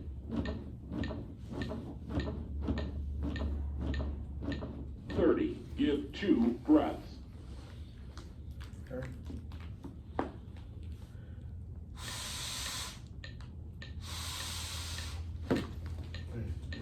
10.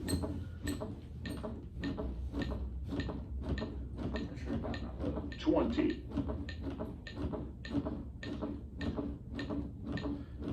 30. Give 2 breaths.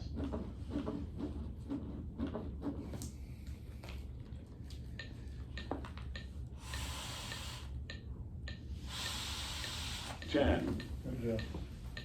Child patient. Oh.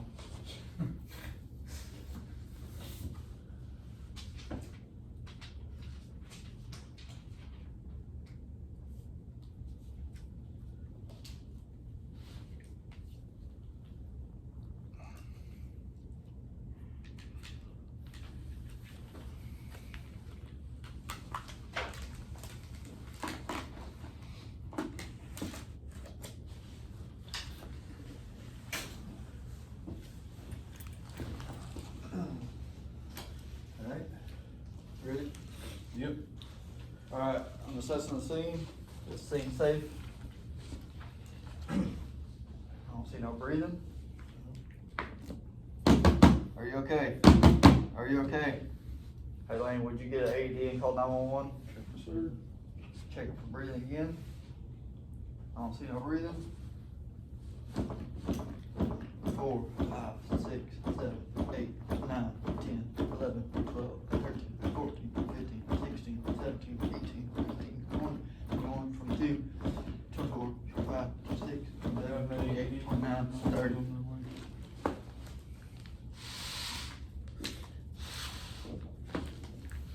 Adult patient. If the patient is a child, press the child button. Press pads firmly on skin. Apply pads as shown in the pictures. Apply pads as shown in the pictures. Press pads firmly on skin. Apply pads as shown. Do not touch the patient. Analyzing heart rhythm. Do not touch the patient. Analyzing heart rhythm. Shock advised. Do not touch the patient. Everyone clear. Stay clear. Press the flashing shock button. Shock delivered. Begin CPR. 1, 2, 3, 4, 5, 6, 7, 8, 9, 10, 11, 12, 13, 14, 15, 16, 17, 18, 19, 20, 21, 2, 3, 4, 5, 6, 7, 8, 9, 30. Give 2 breaths.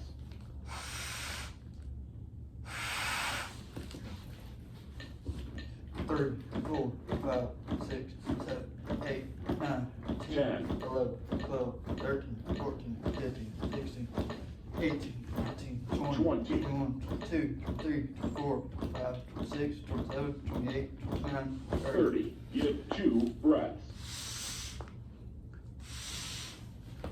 Good job. That's it, man. Alright. Put that up and we'll start on next.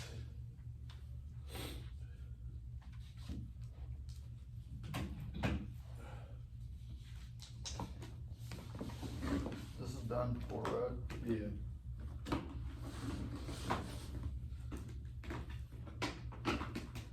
You just put this aside for now.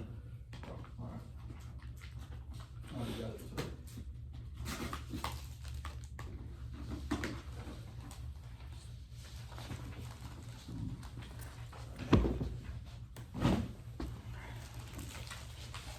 Are you done making out the dog?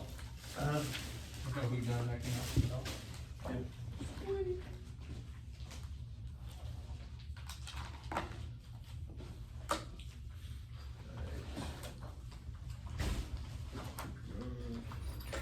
Alright, let's go right here. Ready?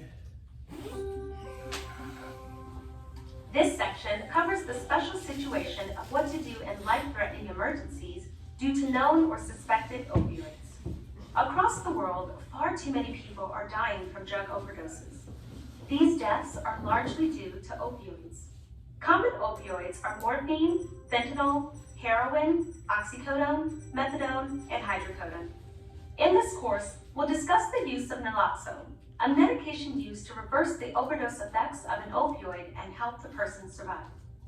Family members or caregivers of known opioid users may keep naloxone close by to use in case of an opioid overdose.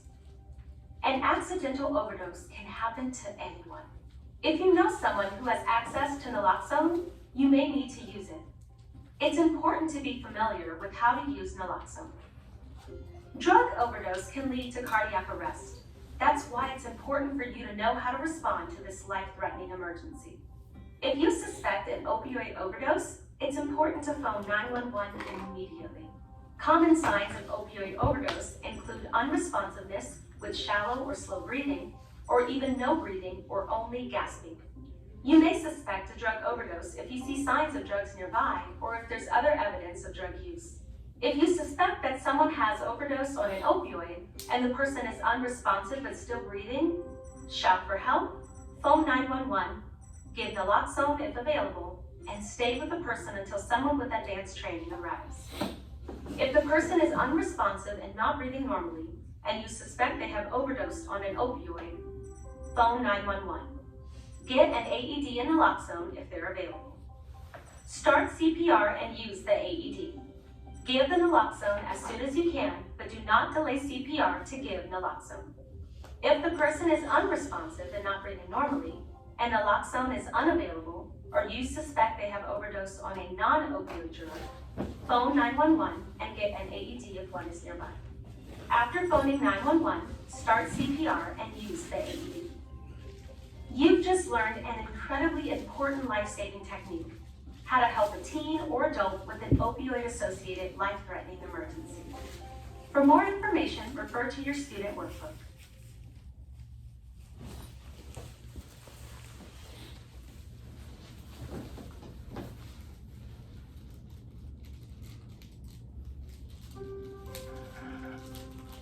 Choking in adults is often caused by food blocking the airway.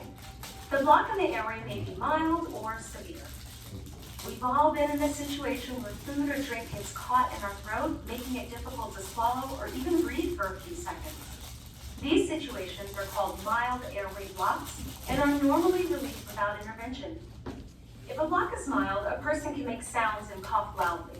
When this happens, you may want to help, but it's best to stand by and let the person cough. If you're worried about the person's breathing, phone 911. If the block in the airway is severe, then the person cannot breathe, talk, or make sounds. The person may also make the choking sign by holding their throat. If this happens, you need to act right away to try to clear the airway. To help in this situation, you will give abdominal thrusts slightly above the navel. Each thrust pushes air from the lungs like a cough. This can help remove an object blocking the airway. If you think a person might have a severe airway block, follow these steps. Ask if the person is choking and if you can help. Are you choking? Can I help you? If the person nods that they are choking and can't talk, you need to act. You'll need to give thrusts slightly above the navel. Depending on your size and the size of the person choking, stand firmly or kneel behind the person and wrap your arms around their waist with your fists in front. Make sure to position yourself so that you are stable in case the person collapses to the ground. Some people find it helpful to stand with their feet shoulder width apart and one leg slightly forward. This creates more stability. Make a fist with one hand.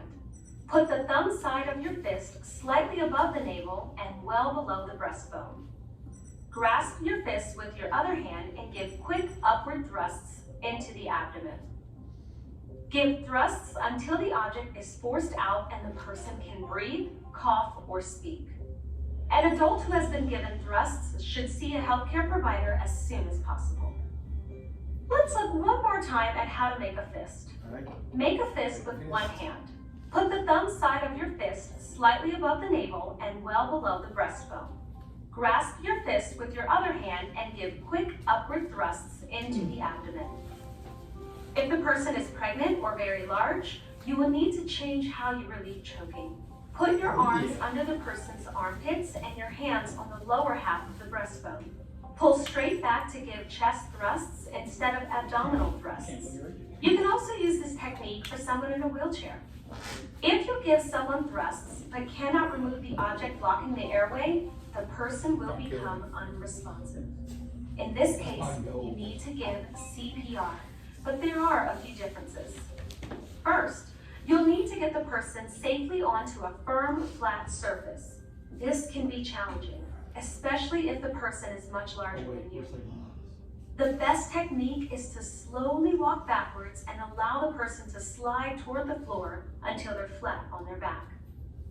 As you've already learned, when a person becomes unresponsive, shout for help. Phone or have someone else phone 911 and get an AED if they haven't already. Put the phone on speaker mode so that you can talk to the dispatcher. Provide CPR, starting with compressions. After 30 compressions, you will do something a little different from what you were taught earlier. Open the airway and quickly look in the mouth. If you see an object in the mouth, take it out. Do not attempt to reach in and pull anything out that you can't clearly see. This is known as a blind finger sweep. Doing a blind finger sweep may cause the object to become lodged farther back in the airway. Remember, you want to minimize interruptions in compressions to no more than 10 seconds. After checking the mouth, give 2 breaths. Keep repeating the sets of 30 compressions and 2 breaths. Each time you open the airway to give breaths, look for the object in the back of the throat if you haven't already found it. Continue CPR until the person speaks, breathes, or moves, or until someone with more advanced training arrives and takes over.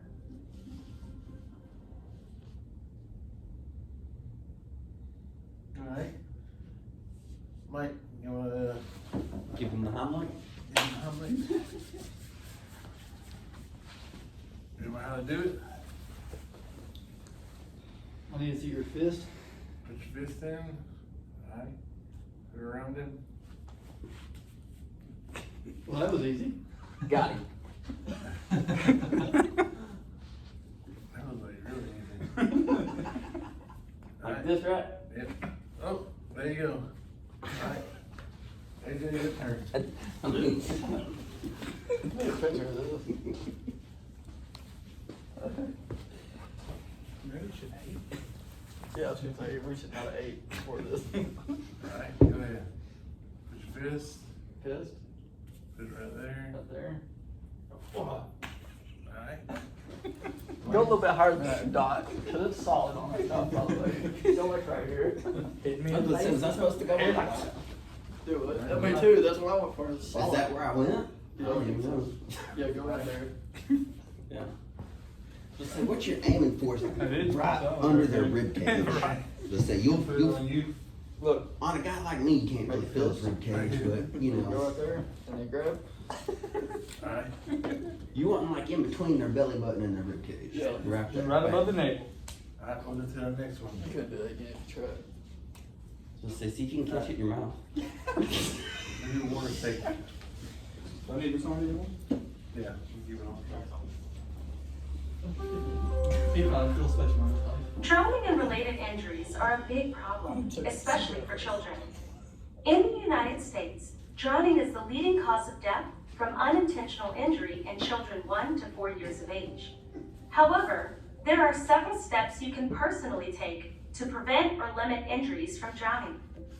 Any person responsible for children around bodies of water needs to be water competent. Water competency is the ability to anticipate, avoid, and survive common drowning situations.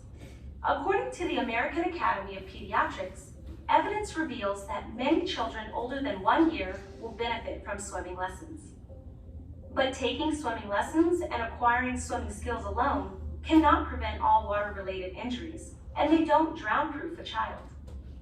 Parents must install barriers to prevent unanticipated access to water during non-swim times, and they should closely supervise children in and around water. Learning to swim needs to be seen as just one component of water competency, which also includes knowing about local hazards and the risks of one's own limitations. Knowing how to wear a life jacket and being able to recognize and respond to a swimmer in distress, shout for help, and perform a safe rescue and CPR. Experts generally recommend using multiple strategies to prevent drowning because it's unlikely that any one strategy will prevent drowning deaths and injuries. The 5 major evidence-based strategies are 4-sided pool fencing, life jackets, swimming lessons, supervision, and lifeguards. The most studied and most effective drowning prevention strategy for young children is installation of 4-sided residential pool fencing. The fencing should be at least 4 feet tall, with self-closing and self-latching gates that completely isolate the pool from the house and yard. This type of fencing prevents more than 50% of swimming pool drownings of young children. Although the other 4 evidence-based drowning prevention strategies have less robust data compared with pool fencing, life jackets are nevertheless proven to prevent drowning fatalities, especially when worn while boating. Some data reveal that swimming lessons may lower drowning rates among children. Lifeguards and CPR training also appear to be effective because starting CPR and phoning 911 have the greatest impact on survival. However, data about the value of other potential preventive strategies, such as pool covers and pool alarms, are lacking.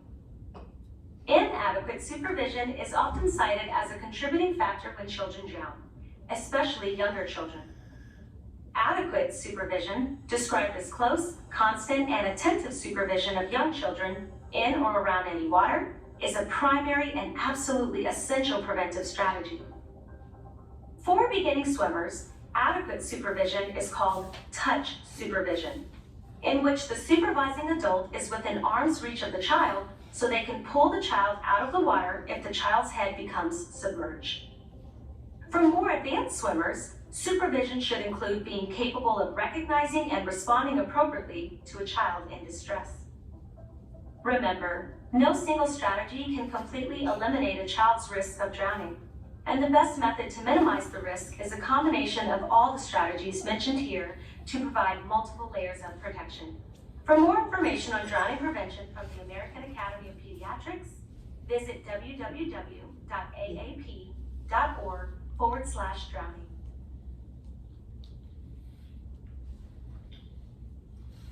Alright, let's go to our next. That one's optional. This wraps up our Heart Saver CPR AED course. By taking this course and stepping up to help when someone needs CPR or choking relief, you are increasing that person's chance of survival.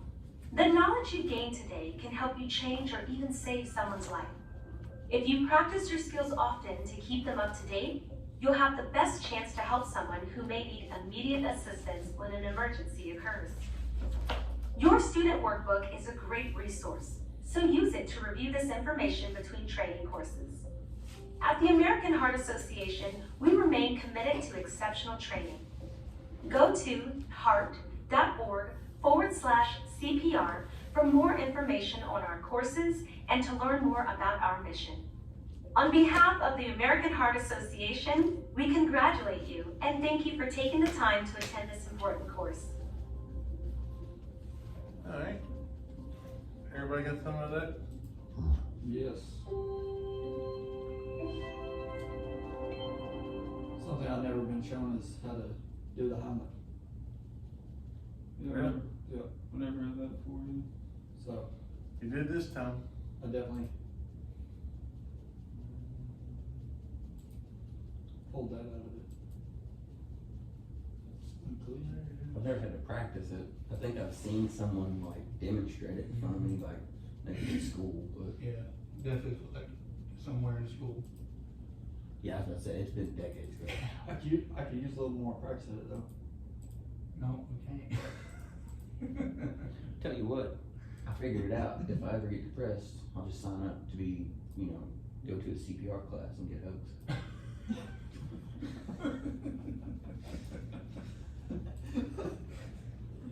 Alright, y'all ready for first aid? Everybody got their gloves? Yes. Yep. Okay. Alright. We'll start this. Anybody need to use the bathroom? Alright. Let's get it done. To directory. As you assess the scene for safety, there are universal precautions you should take. These precautions are called universal because you should treat all blood and other body fluids as if they contain germs that can cause disease. Your first aid kit should include personal protective equipment, or PPE, such as eye protection and medical gloves.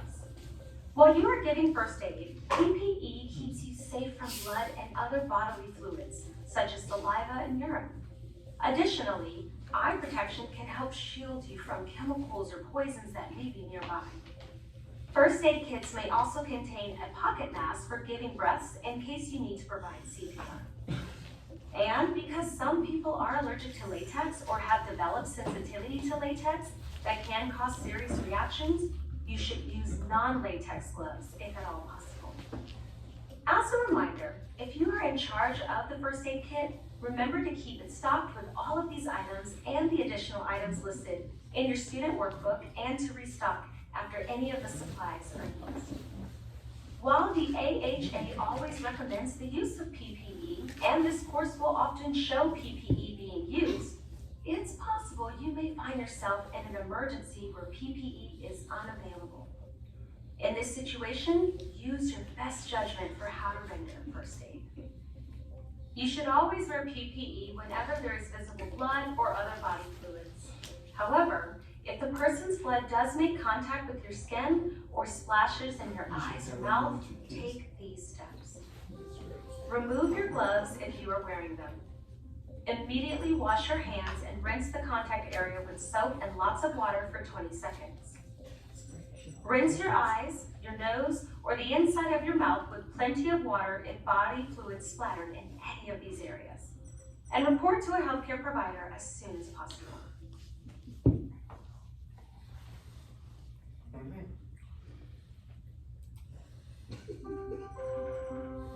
When you look around, ask yourself the following question. Is there danger for you or the ill or injured person? Move an injured person only if they are in danger or if you need to move them to safely provide first aid or CPR. Should you move an ill or injured person? Most of the time, no. This is especially important if you suspect that the person may have a pelvic or spine injury because moving them could worsen the injury.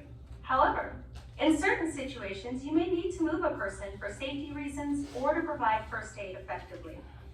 You should do this only when the current area is unsafe for you or the ill or injured person, or it is unsuitable to provide first aid. For example, if there is a fire, you need to get yourself and the person to a safe location. Also, some emergencies may happen in confined spaces, like a car, and you may need more space to provide effective first aid.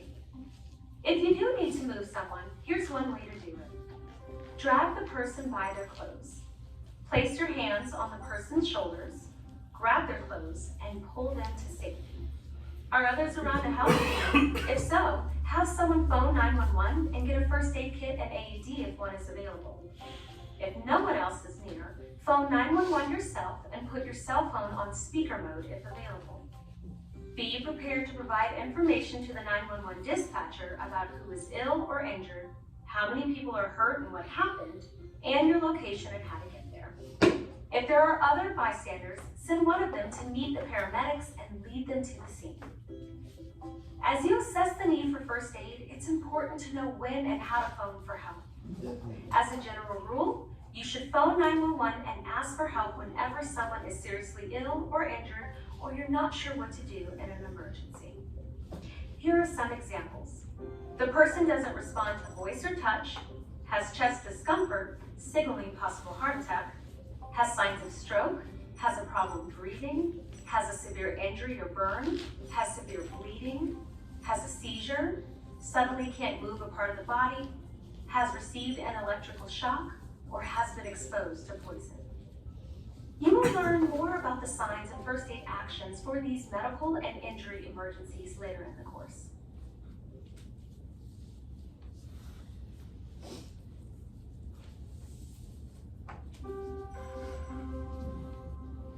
But when an emergency happens, what do you do if you're alone? Shout for help. If no one answers and the person needs immediate care and you have a cell phone, phone 911 and put the phone on speaker mode. The emergency dispatcher could provide further instruction and tell you how to give first aid, provide CPR, and use an AED. Or, if you're with others during an emergency, one of you can start assessing the need for first aid while the other phones 911. When you're on the phone with the dispatcher, don't hang up until the dispatcher tells you to. Answering all the dispatcher's questions won't delay the arrival of help. And be aware of your surroundings. Knowing the address of your location will help emergency responders reach you more quickly. It's also important for you to know how to phone for help from your location. Do you know how to activate the emergency response number in your workplace? For example, is it necessary to dial 9 for an outside line, or is there an internal number to phone that will notify responders that are on site? For the purpose of this video, we will say phone 911 as the emergency response number. The video will now pause for you to write down the emergency response number for your location in your student workbook. I thought that was the same everywhere. Alright, does everybody know what their emergency number is? 911, yeah. Good. Is it the same if we're not in this country?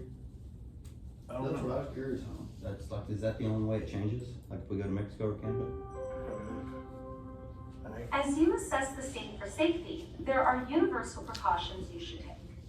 These precautions are called universal because you should treat all blood and other body fluids as if they contain germs that can cause disease. Your first aid kit should include personal protective equipment, or PPE, such as eye protection and medical gloves. While you are giving first aid, PPE keeps you safe from blood and other bodily fluids, such as saliva and urine. Additionally, eye protection can help shield you from chemicals or poisons that may be nearby. First aid kits may also contain a pocket mask for giving breaths in case you need to provide CPR. And because some people are allergic to latex or have developed sensitivity to latex that can cause serious reactions, you should use non-latex gloves if at all possible. As a reminder, if you are in charge of the first aid kit, remember to keep it stocked with all of these items and the additional items listed in your student workbook and to restock after any of the supplies are used. While the AHA always recommends the use of PPE, and this course will often show PPE being used, it's possible you may find yourself in an emergency where PPE is unavailable. In this situation, use your best judgment for how to render first aid. You should always wear PPE whenever there is visible blood or other body fluids. However, if the person's blood does make contact with your skin or splashes in your eyes or mouth, take these steps. Remove your gloves if you are wearing them. Immediately wash your hands and rinse the contact area with soap and lots of water for 20 seconds. Rinse your eyes, your nose, or the inside of your mouth with plenty of water if body fluids splattered in any of these areas. And report to a healthcare provider as soon as possible. All right. What y'all think about that video? Any questions? No, not yet. All right. Hey, I have one question. The next section looks like it's removing the gloves. Is there a section on how to like put them on easier? You just have to get you bigger gloves. Okay, because I've been struggling for it. I put them on early so I wouldn't waste time. We'll have some practice on that. Most of us have worn some type of glove in our lifetime, and you probably remove them without much thought. However, because of the high probability that gloves worn while providing first aid have been exposed to bodily fluids, the risk of infection is significantly higher than in other situations. For this reason, using protective gloves and taking them off correctly are important steps when it comes to your safety and the safety of others. While wearing gloves helps to protect you from exposure to body fluids, improperly removing them can impact the protective effects and expose you to germs and disease. Let's watch how to remove protective gloves. First, grip one glove on the outside near the cup and peel it down until it comes off inside out. Put your gloves on. Cup it with your other gloved hand. Next, place 2 fingers of your bare hand inside the cup of the glove that is still on your other hand. Peel that glove off so that it comes off inside out with the first glove inside it. Is that what we're doing right now? Taking the gloves off? If blood or other body fluids are on the gloves, dispose of the gloves properly. Put them in a biohazard waste bag if available. If you do not have a biohazard waste bag, put the gloves in a plastic bag that can be sealed before you dispose of it. Always dispose of protective gloves properly so that anyone who comes in contact with the waste bag does not get exposed to blood or other body fluids. All right. So then we're gonna practice removing our gloves. All right. Okay. Michael, you want to be first? You want me to You go first? made that look way too fast. On camera? Yeah. First, Get on your grip knees. one glove on the outside near the cup Like that. and peel it down until it comes off inside out. Like that. Cup it with your other gloved hand. No, left hand. Next, place 2 fingers of your bare hand inside the cuff of the glove that is still on your other hand. Peel that glove off so that it comes off inside out with the first glove inside it. If blood or other body fluids are on the gloves, dispose of the gloves properly. Put them in a biohazard waste bag if available. All right.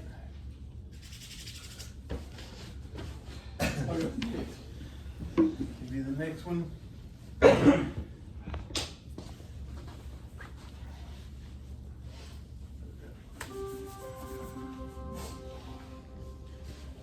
First, grip one glove on the outside near the cup and peel it down until it comes off inside out. Cup it with your other gloved hand.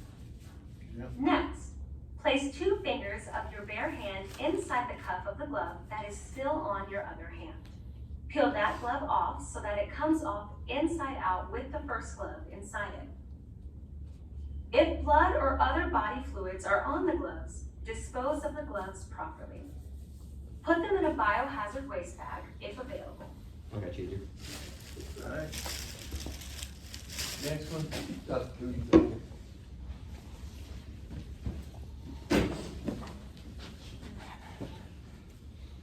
Ready? Mm-hmm.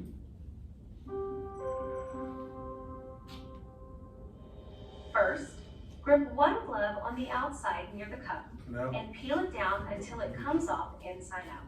Hit Cup it with your other back on. gloved hand. the- Next, place 2 fingers of your bare hand inside the cuff of the You gotta grip it like this. First, grip one glove on the outside near the cuff and peel it down until it comes off inside out. There you go. Cup it with your other gloved hand. Next, place 2 fingers of your bare hand inside the cuff of the glove that is still on your other hand. Peel that Yeah, glove like off this. so that it comes off inside out with the first glove inside it. There you go. If blood or other body fluids are on the gloves, dispose of the gloves properly. Alright, Put them in a biohazard waste bag if available.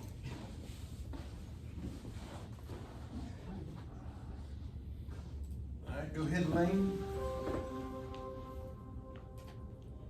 First, grip one glove on the outside near the cup and peel it down until it comes off inside out. Cup it with your other gloved hand.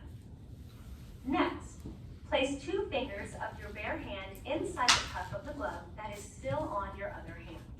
Peel that glove off so that it comes off inside out with the first glove inside it. If blood or other body fluids are on the gloves, dispose of the gloves properly. Put them in a biohazard waste bag if available. Hey, so that's a good question on that biohazard waste bag. Uh-huh. Why don't CPR or first aid kits come with a waste bag? That's a good question. I don't know. About hazard bag. Yeah. Hey, talk with them and, like for our company. Cause I've never seen one in any Any first aid kit. at all. That's like not heard of in a first aid kit. That's like, Talk with Garrett and them, see if we can get, You know what I mean? like one or something like that to put, so we have it. Damn Hell good yeah. question to ask. I mean, that'd be- Somebody. say somebody gets their ear ripped off or something, you put the whole ear in that bag. Yeah, I don't know when our next safety committee meeting is, but it could be right up then too. Hey, finding the problem.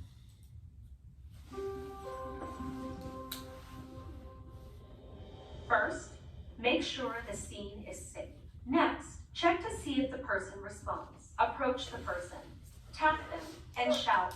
Are you okay? Are you okay? If the person doesn't respond and you are alone and have a cell phone, phone 911 and put your phone on speaker mode. Otherwise, send someone else to phone 911 and get the first aid kit and the AED. Check to see if the person is breathing. If the person isn't breathing normally or is only gasping, begin CPR.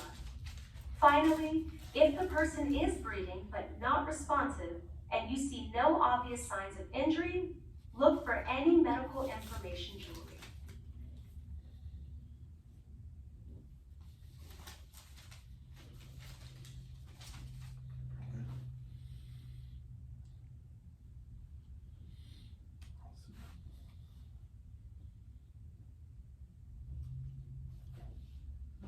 Alright, so somebody come lay on the ground.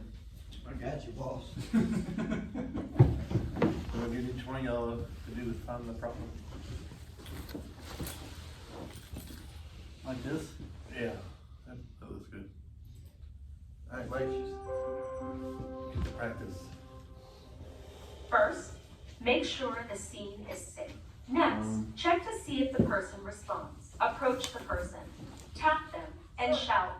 Are you okay? Hey man, you okay? Are you okay? If the person doesn't respond and you are alone and have a cell phone, phone 911 and put your phone on speaker mode. Otherwise, send someone else to phone 911 and get the first aid kit and the AED. Check to see Go if the get person the first aid kit and the If the AED. person isn't breathing normally or is only gasping, begin CPR. Finally, if the person is breathing but not responsive and you see no obvious signs of injury, Look for any medical information jewelry. Alright, Okay. Casey? Can't see shit. Assessing the scene and then asking if he's alright? Alright, you ready?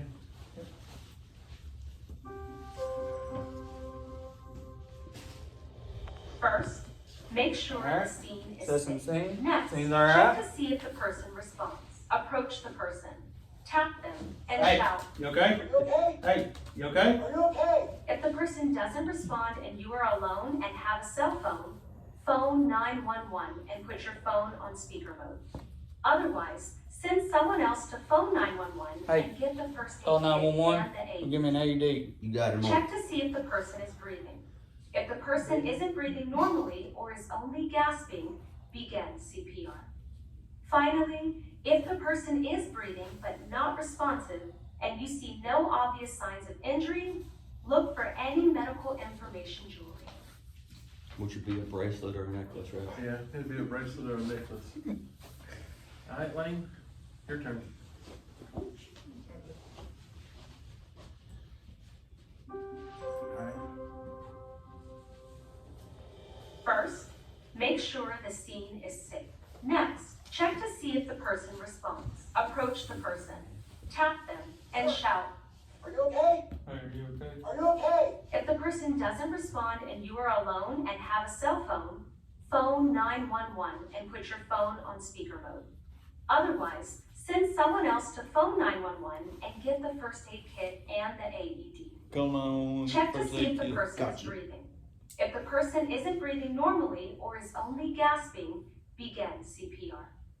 Finally, if the person is breathing but not responsive and you see no obvious signs of injury, look for any medical information jewelry.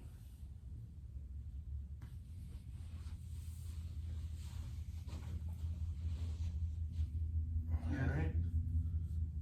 Lane, lay on the ground with him.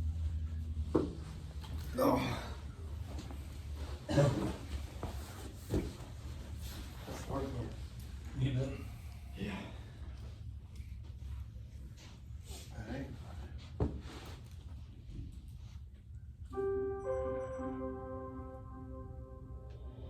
First, make sure the scene is safe. Next, check to see if the person responds. Approach the person, tap them, and shout. Are you okay? Hey, you okay? You Are you okay? okay? If the person doesn't respond and you are alone and have a cell phone, phone 911 and put your phone on speaker mode. Otherwise, send someone else to phone 911 and get the first aid kit and Call the 911, get a first aid kit and Check to AED. see if the person On the is way. breathing. If the person isn't breathing normally or is only gasping, begin CPR. Finally, if the person is breathing but not responsive and you see no obvious signs of injury, look for any medical information jewelry. Alright. You got two.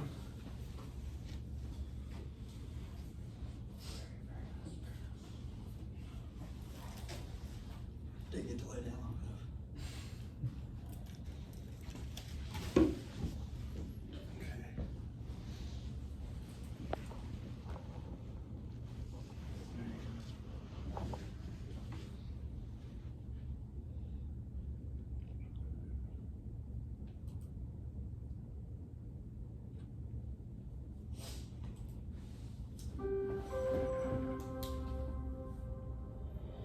You can tell if someone is having trouble breathing if the person is breathing very fast or very slowly. Is having trouble with every breath, has noisy breathing, you hear a sound or whistle as air enters or leaves the lungs, or can only make sounds or speak no more than a few words at a time in between breaths, even though the person is trying to say more. People with a medical condition such as asthma usually know about it. They often carry an inhaler, which is a device that contains medicine that can help them breathe easier within minutes of using it. Most people who have asthma are familiar with their inhaler and will not require any help in using it. However, at times, the person can have such a hard time breathing that they need help using their inhaler. So, it's important to be familiar with how inhalers work. There are different types of inhalers available, but the most common one is a metered dose inhaler, or MDI. Here are the steps to take in using this type of inhaler, just in case you end up needing to help someone.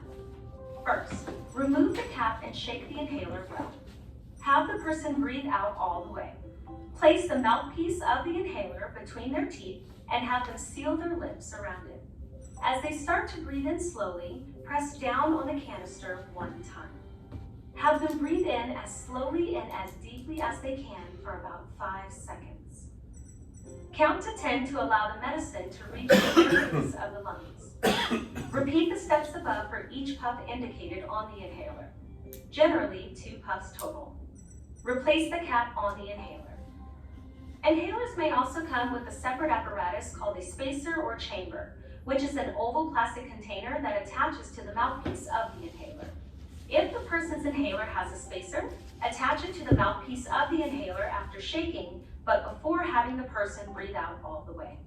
If the person is having a hard time breathing and has no medicine, does not get better after using the medicine, has worse breathing or trouble speaking, or becomes unresponsive, you will need to phone 911 and wait with the person until help arrives. Be prepared to give CPR and send someone to get an AED if the person becomes unresponsive while waiting for help to arrive.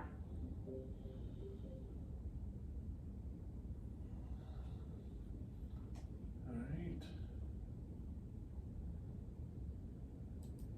Allergic reaction. Allergies are quite common, but a severe allergic reaction can quickly turn into a medical emergency. Symptoms of a mild allergic reaction are stuffy nose, sneezing, itching around the eyes, itchy skin, or a rash. However, some reactions that seem mild at first can become severe within minutes. A number of things can cause a severe allergic reaction, including eggs, peanuts, chocolate, some medications, and insect bites and stings, especially.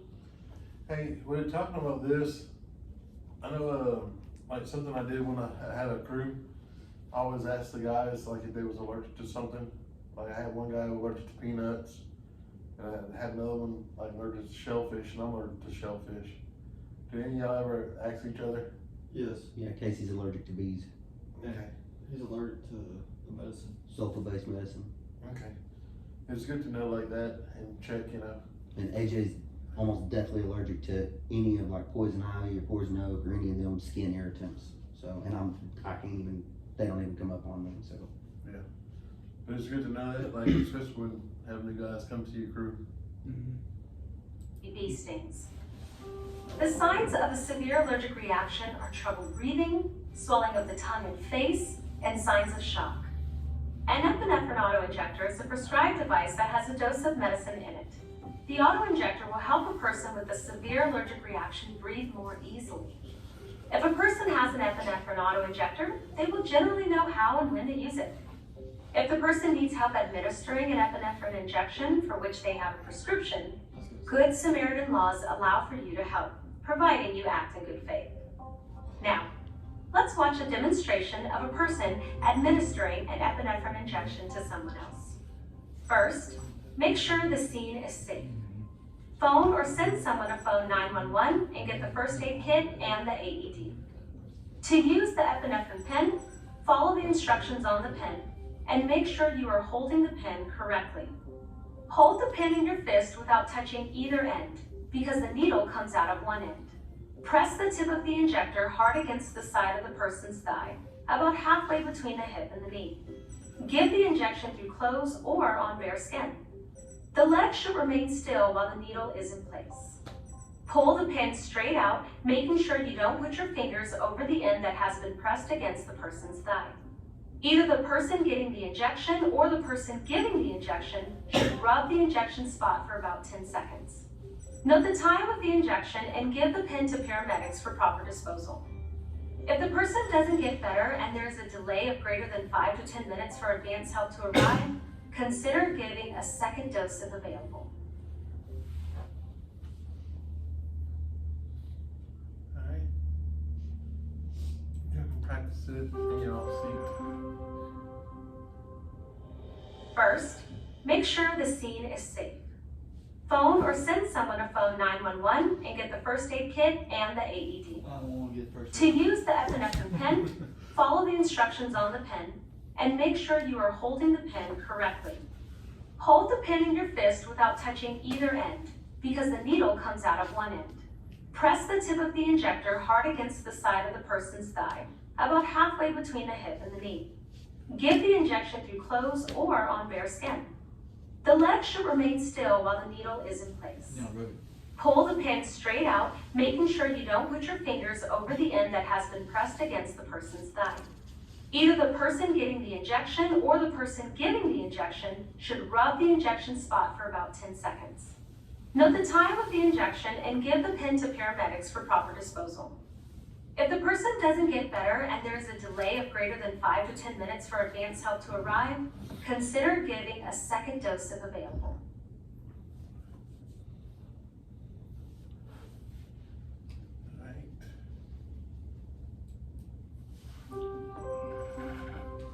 In the United States, someone has a heart attack about every 40 seconds. Many people don't want to believe they are having a heart attack. They think their symptoms are not serious, or they don't want to bother anyone with symptoms that they dismiss as minor. Some heart attack symptoms may feel like acid reflux or indigestion, but they're not the same thing. This is especially common for women who may mistake a heart attack for normal aging or the flu. It's important to be aware of the signs and symptoms of a heart attack because the sooner it's treated, the less damage there is to the heart. If you suspect someone is having a heart attack, you must act and phone 911 right away, even if the person doesn't want you to. One of the main signs of a heart attack is chest discomfort. Most heart attacks involve discomfort in the center of the chest that lasts more than a few minutes or that goes away and comes back. It can feel like uncomfortable pressure, squeezing, fullness, or pain. Discomfort may also appear in other areas of the upper body. Symptoms can include pain or discomfort in one or both arms, the back, neck, jaw, or stomach. Other signs of a heart attack include shortness of breath with or without chest discomfort, breaking out in a cold sweat, nausea, or lightheadedness. But what about the difference between a heart attack and cardiac arrest? We often hear these two terms used as if they're the same, but they're not.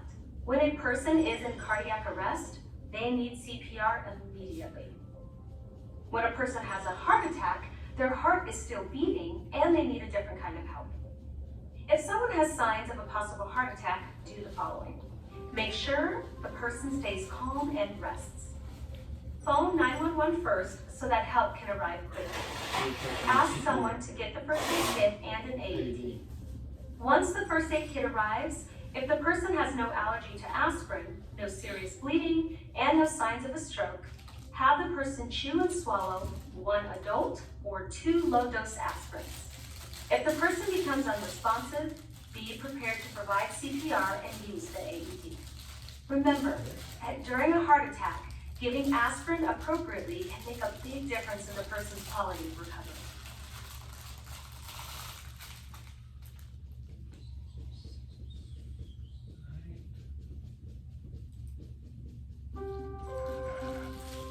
Fainting may occur when someone stands without moving for a long time, especially if it's hot, has a heart condition, suddenly stands after squatting or bending down, or receives bad news. Fainting is when a person briefly stops responding, usually less than a minute, and then seems fine. This is usually caused by not enough blood going to the brain, causing a loss of consciousness. A person will usually get dizzy before fainting. If you need to give first aid for a person who is dizzy but still responds, help the person sit or lie flat on the floor. Don't let them get up too quickly, and ask them to put their head between their knees if they're sitting. There are also some movements a person can do that will help prevent fainting. If a person is lying down, have them cross one leg over the other and tense their leg, abdominal, and buttocks muscles. You can also have them lower their body into a squatting position and tense their abdominal muscles. If someone faints, make sure the person is on their back. Make sure the person is breathing and has no injuries. If the person stays unresponsive for more than 1 minute, you'll need to phone 911. If you suspect a head, neck, or spine injury, don't move the injured person. If the person faints and then starts to respond, make sure they don't get up too quickly to avoid fainting again. If the person fell fell and injuries occurred, give first aid, including phoning 911 if appropriate. If the person stops breathing at any point, phone 911 and begin CPR.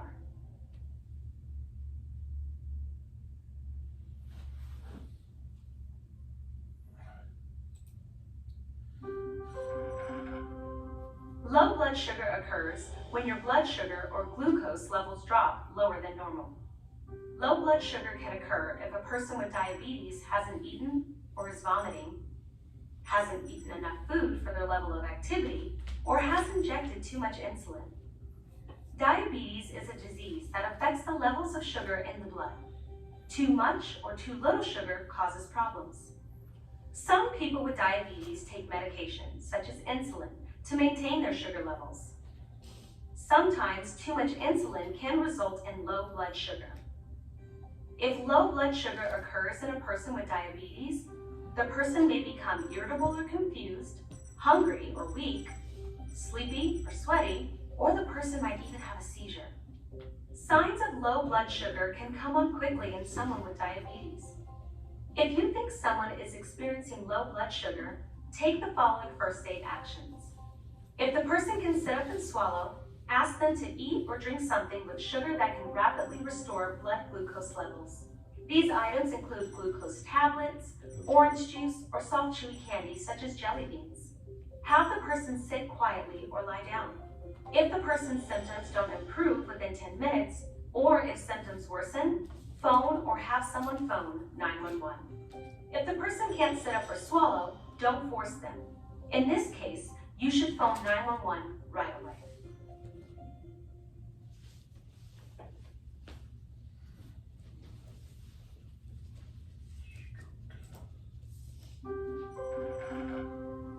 Strokes occur when blood stops flowing to a part of the brain. This can happen if a blood vessel in the brain is blocked or leaks. Many people can be given treatments in the first hours after a stroke that can reduce the damage and improve recovery. Therefore, it's important to recognize the signs of stroke quickly and get medical care fast. You can use the FAST acronym to recognize the warning signs of stroke. It's a simple way to remember these warning signs of stroke, which can occur suddenly. Face drooping. Does one side of the face droop or is it numb? Arm weakness. Is one arm weak or numb? Speech difficulty. Is speech slurred? Is a person unable to speak or hard to understand? Time. If any of these symptoms are present, it's time to phone 911. Additional symptoms of stroke include sudden confusion, sudden trouble seeing in one or both eyes, sudden trouble walking, loss of balance or coordination, and sudden severe headache with no known cause. If you see even one of these signs, and even if symptoms go away, take these actions. Phone or have someone phone 911 and get the first aid kit and AED. Note what time the stroke signs first appeared. Remain with the person until someone with advanced training arrives and takes over. If the person becomes unresponsive and is not breathing normally or only gasping, provide CPR.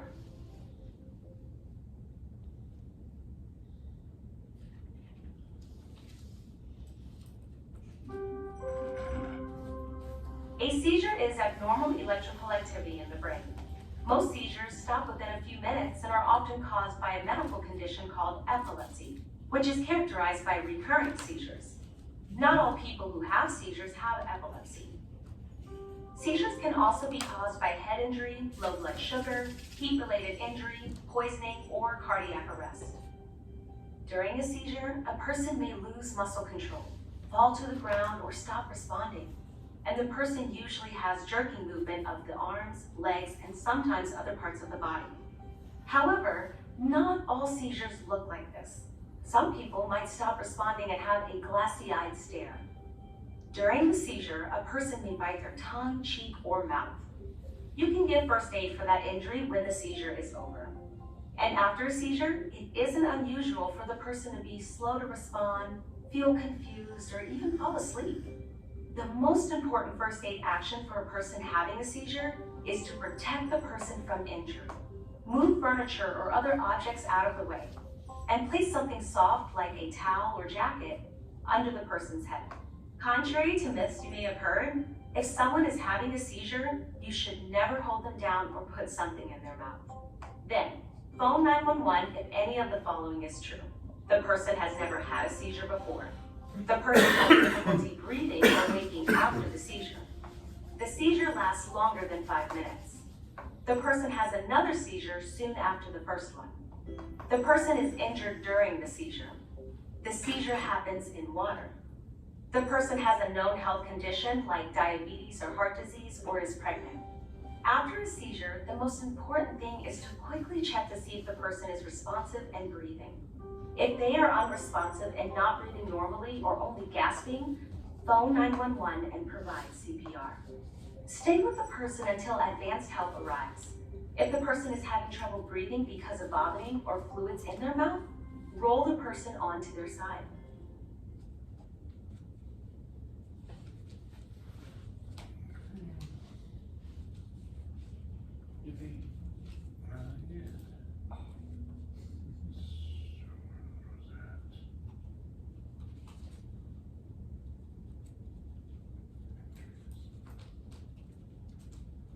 Whoa.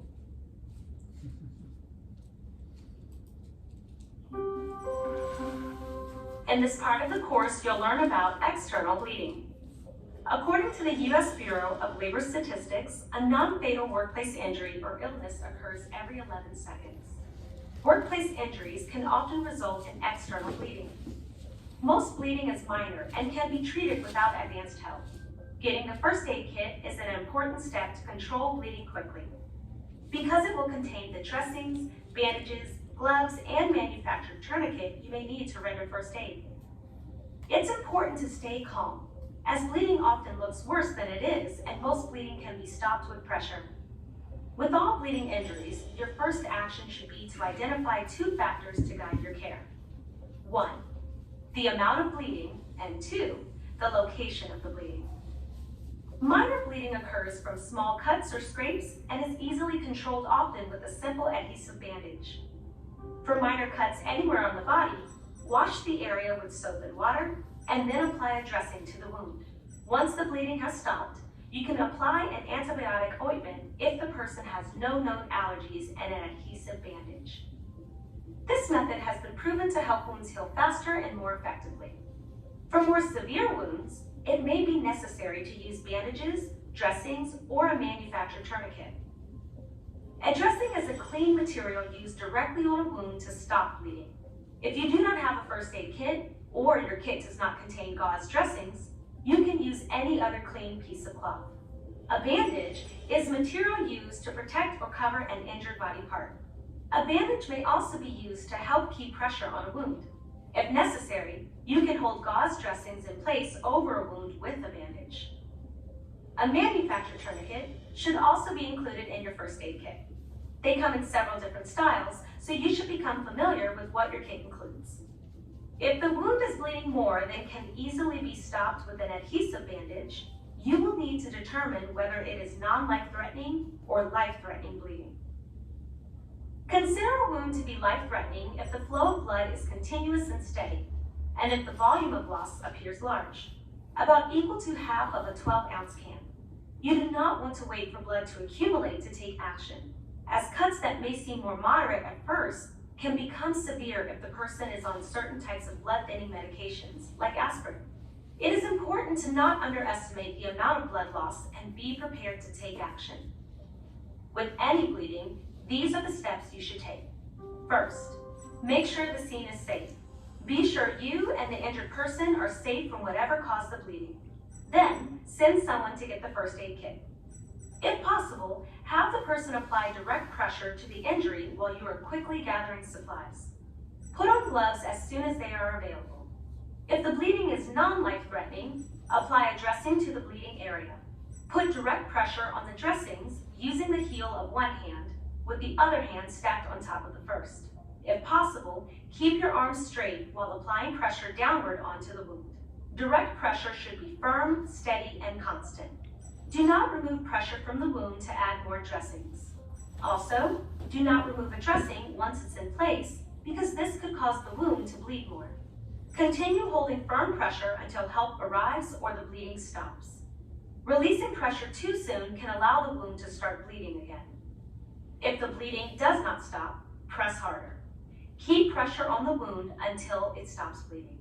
Once the bleeding stops, or if you cannot keep pressure on the wound, wrap a bandage firmly over the dressings to hold them in place. A person with bleeding should be seen by a healthcare provider as soon as possible because the person may need stitches or a tetanus shot. You've just learned the steps for providing first aid for non-life-threatening bleeding. But what if the injury is more severe? Life-threatening bleeding can occur from a variety of traumatic injuries like car accidents, cuts from glass, accidents involving saws or other tools, knife penetration injuries, gunshot wounds, or falls from a height. You should always phone 911 first when there is life-threatening bleeding. If the person has life-threatening bleeding on an extremity, like an arm or leg, you will need to use a tourniquet. The first aid kit may contain a pre-made or manufactured tourniquet. If it does not, we recommend adding it to your kit, especially if your workplace meets the requirements of Class B locations. There are different types of manufactured tourniquets. For the purposes of this course, let's look at how to apply a windlass rod style manufactured tourniquet. First, apply the tourniquet 2 to 3 inches above the bleeding site on the person's arm or leg, closer to the heart. Do not place the tourniquet on a joint, such as a knee or elbow. Go above the joint if necessary. Next, pull the free end of the tourniquet to make it as tight as possible and then secure. Then, twist the windlass or knob until bleeding stops. You need to twist the windlass as tight as possible to stop life-threatening bleeding. Tightening will often cause pain, but it will minimize blood loss. Finally, secure the windlass and note the time the tourniquet was applied. If a manufactured tourniquet is not available and direct manual pressure with or without the use of a hemostatic dressing does not stop life-threatening bleeding, a first aid provider trained in the use of an improvised tourniquet may consider using one. If the person continues to bleed after you have applied a manufactured tourniquet, apply a second manufactured tourniquet above the first, closer to the heart. If they continue to bleed or a second tourniquet is not available, pack the wound and apply pressure as follows. If the bleeding is life-threatening and is located on a body part that is not the arm or leg, like the head, neck, chest, or abdomen, you should pack a wound and then apply pressure. Packing can also be done if the tourniquet does not stop the bleeding in the arms and legs. Packing the wound means taking a material like gauze or clean cloth and placing it tightly into the wound. Continue to apply direct pressure until the bleeding stops. Stop the Bleed is a national awareness campaign and call to action that encourages bystanders to become trained, equipped, and empowered to stop or reduce severe bleeding before professional help arrives. The AHA supports raising awareness about Stop the Bleed's efforts to minimize injury and death caused by blood loss. If you're interested in more information on this campaign, including additional resources, visit stopthebleed.usuhs.edu. Alright, we're gonna practice controlling bleeding. Verbalize putting on your gloves, apply pressure to the cut with clean dressing. Continue applying pressure to the bleeding area stops. On bleeding area and press harder. Apply bandages over the dressing. Okay, so let's get where y'all at and pretend that y'all stopping on.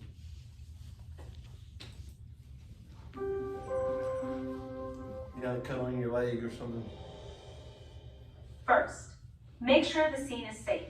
Then, send someone to get the first aid kit. If possible, have the person apply direct pressure to the injury while you are quickly gathering supplies. Put on gloves as soon as they are available. If the bleeding is non-life-threatening, apply a dressing to the bleeding area.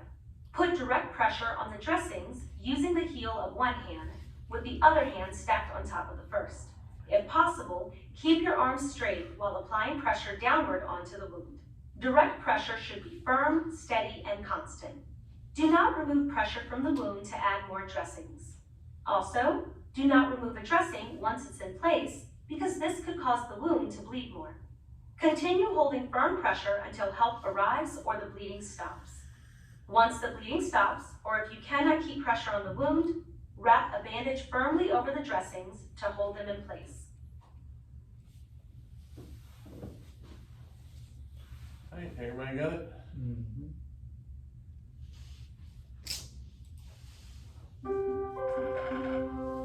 The loss of a lot of blood can lead to shock. Besides loss of blood, shock can be caused by a heart attack or severe allergic reaction, among other things. A person in shock may feel weak, faint, or dizzy, feel nauseated or thirsty, have pale or grayish skin, be restless, agitated, or confused, or be cold and clammy to the touch. First aid actions for shock begin with making sure the scene is safe from whatever caused the bleeding or injury. Phone 911 and get the first aid kit and AED if available. Help the person lie on their back. Cover the person with a blanket to keep them warm. Check to see if CPR is needed. If so, provide CPR. What are some of the signs of shock? Feeling cold. Feeling weak, feeling about to fade, dizzy, feeling nauseous, thirsty, having pale or gray skin, being restless, irritated, confused, being cold and clammy to the touch. What are some of the signs of, what are some of the signs other than that? Feeling stunned, dizzy, headache, vomiting, unsteady, trouble with balance, double vision, or double vision or flashlights.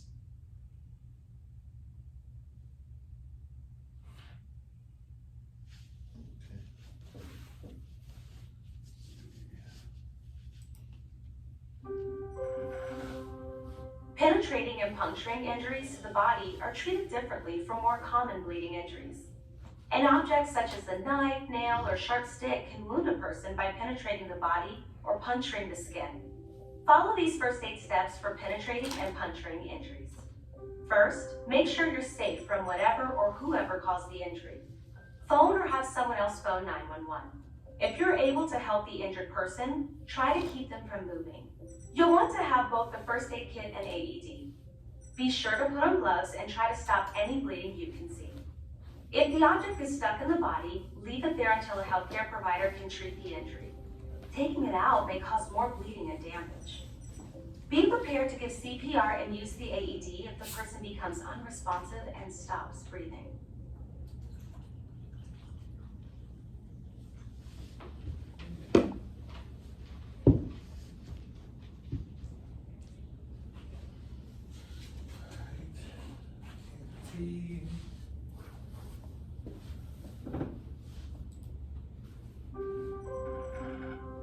One external bleeding injury that may seem overwhelming is traumatic amputation.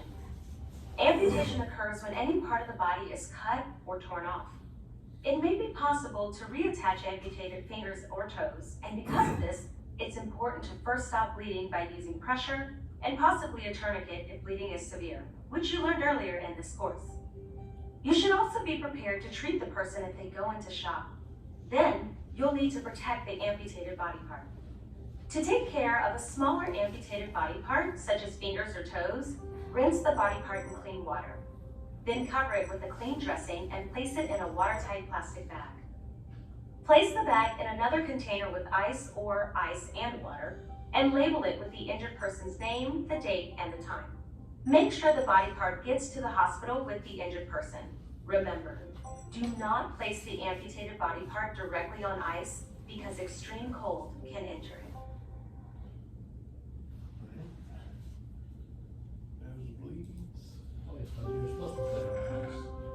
Always thought you were supposed to put it on ice. Yeah, but you can't put it on direct ice because it'll mess it up. You gotta put it To in stop a a bag, wrap it in a nosebleed, towel, you will put it use on a ice. lot of the skills you've already learned. As with other bleeding emergencies, Get the first aid kit and wear gloves if available. You may have heard that you need to tilt the head back to stop bleeding, but this can lead to blood running down the back of the person's throat, causing stomach upset or even vomiting. The correct first aid action is to have the person sit straight up and tilt their head forward slightly. Apply pressure by pinching the soft part of the nose on both sides with a clean dressing. Place constant pressure on the nostrils for a few minutes until the bleeding stops. If bleeding continues, press harder. Phone 911 if you can't stop the bleeding in about 15 minutes. If the bleeding is heavy, such as gushing blood, or if the injured person has trouble breathing.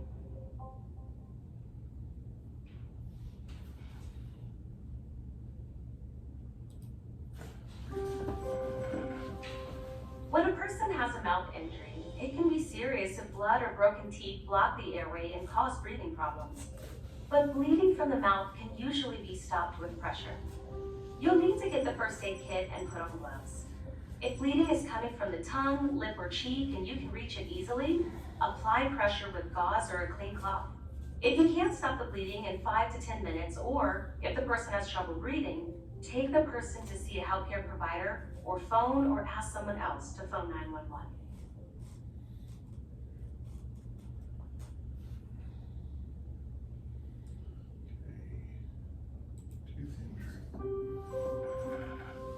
Sometimes when a person suffers a mouth injury, one or more teeth may have broken, become loose, or been knocked out. This can be a choking hazard. As with other emergencies we've discussed, get the first aid kit and put on gloves. Then follow these first aid actions for tooth injuries. Check the person's mouth for any missing or loose teeth or parts of teeth. If any of the following occurs, call a dentist and follow these actions. If a tooth is chipped, gently clean the injured area by rinsing it with saline or clean water. If a tooth is loose, have the person bite down on a piece of gauze to keep the tooth in place. If a tooth has come out, it may be possible for a dentist to reattach the tooth. So when you hold it by the crown, the top part of the tooth, not the root. Apply pressure with gauze to stop any bleeding in the empty tooth socket. Clean the area where the tooth was located with saline or clean water. Put the tooth in Hank's balanced salt solution or oral rehydration salt solution, or wrap the tooth in clean film.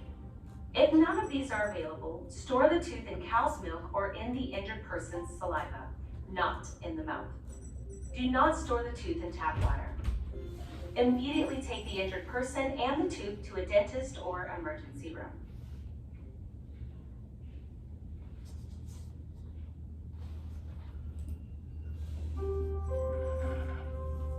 Earlier, we talked about the importance of wearing PPE, like gloves and Everybody goggles. wear your safety glasses. Goggles can help decrease the chances of an eye injury occurring.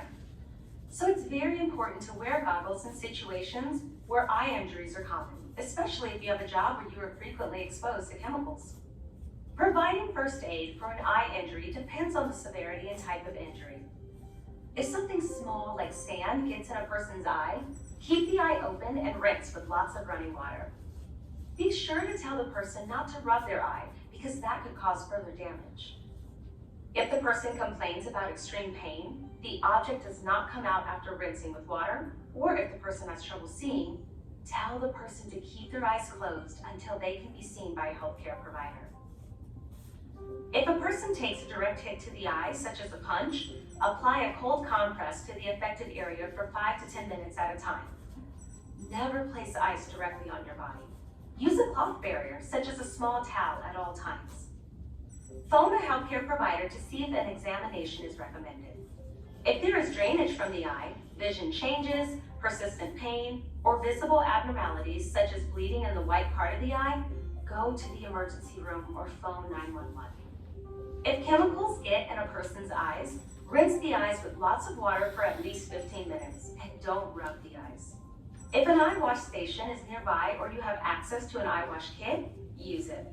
If neither is available, use water from the tap or water fountain, or use normal saline or contact lens solution if available. Contact your local poison control center, or if a poison control center is not available, seek help from a medical provider or phone 911. If only one eye is affected, take caution to make sure rinse water does not drip into the unaffected eye. If an object cuts or punctures the eye, do not rinse or inflict or remove any injured object. Phone or have someone phone 911 and wait for advanced help to arrive.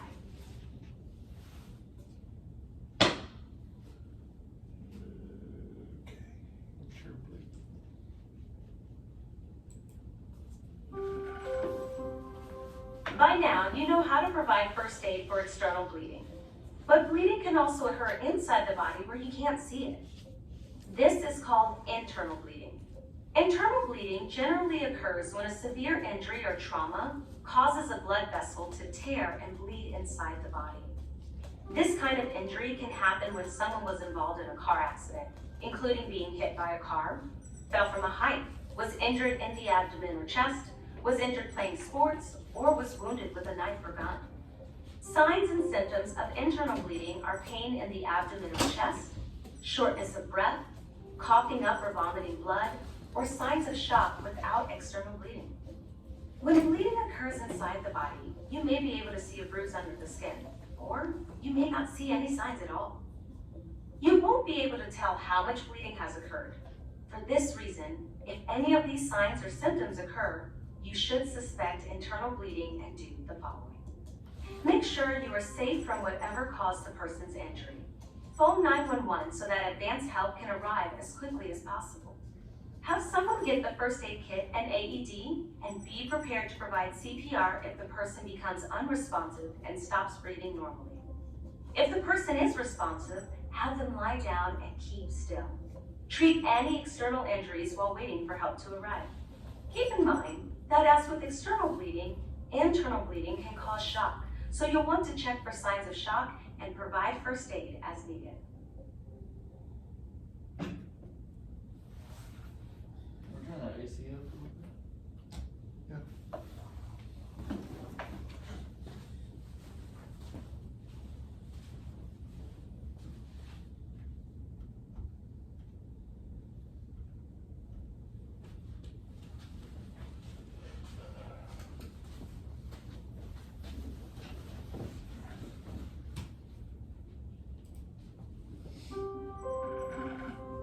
A concussion is one type of head injury. Concussions are usually caused by falls, motor vehicle accidents, and sports injuries.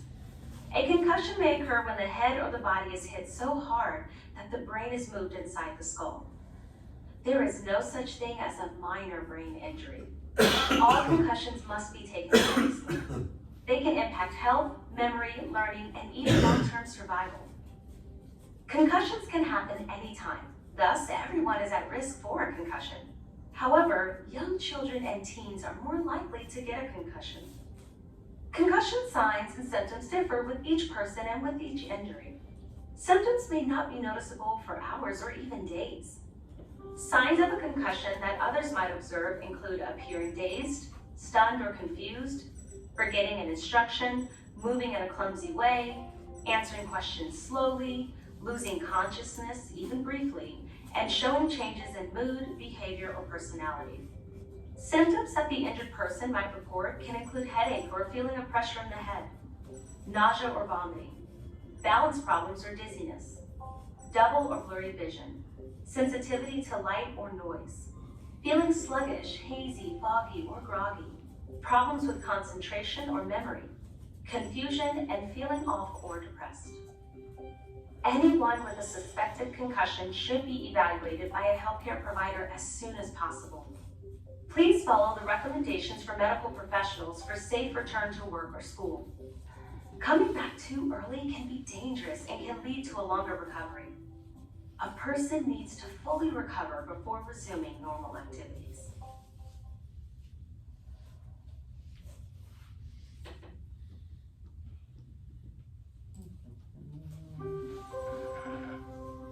With any injury to the head, neck, or spine, be cautious about moving an injured person.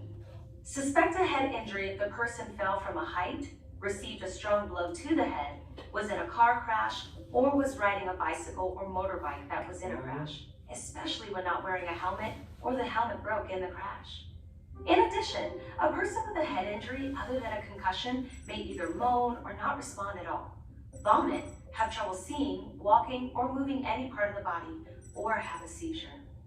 If a person has a head injury that results in a change in consciousness or worsening signs or symptoms, or if there is other cause for concern, the person should be evaluated by a healthcare provider or EMS personnel as soon as possible. And if the person loses consciousness, phone 911.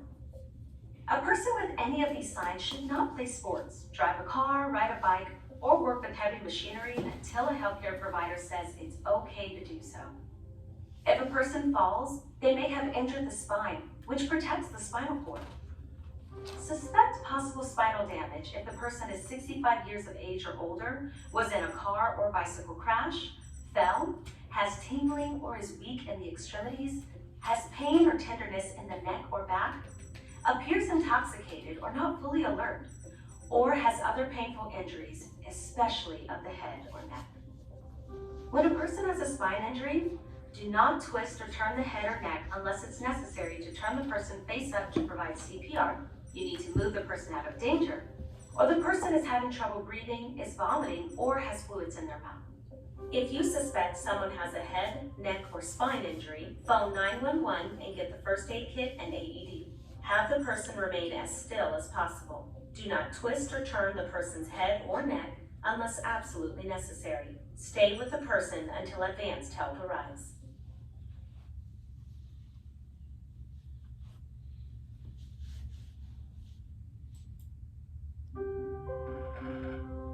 Injuries to bones, joints, and muscles are common, but without an X-ray, it may be impossible to tell whether a bone is broken or the injury is a sprain. Either way, you'll take the same first aid actions. Get the first aid kit to treat any external bleeding. Put a towel on top of the injured body part and place a plastic bag filled with ice and water on top of the towel over the injured area. Keep the ice in place for up to 20 minutes. The person should avoid using the injured body part until checked by a healthcare provider. Phone 911 if there is a large open wound, the injured body part is abnormally bent, or you're not sure what to do.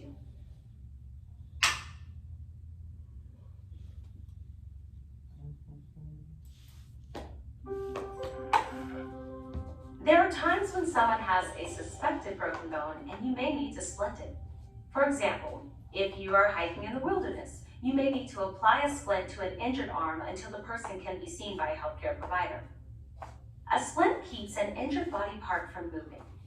The injured body part needs to be protected from further injury until someone with more advanced training can take over. A splint may also relieve pain for the injured person. Before making a splint, first make sure the scene is safe from whatever caused the injury. Then, find an object that you can use to keep the injured arm or leg from moving. Rolled up towels, magazine, and pieces of wood can be used as splints. The splint should be longer than the injured area and should support the joints above and below the injury. After covering any broken skin with a clean or sterile cloth, tie or tape the splint to the injured limb so that it supports the injured area. Use tape, gauze, or cloth to secure the splint. It should fit snugly but not cut off circulation. If you're using a hard splint like wood, make sure you pad it with something soft, like clothing or a towel. Keep the limb still until the injured person can be seen by a healthcare provider. If a broken bone has come through the skin or is bent, it shouldn't be straightened. All right, let's practice this one.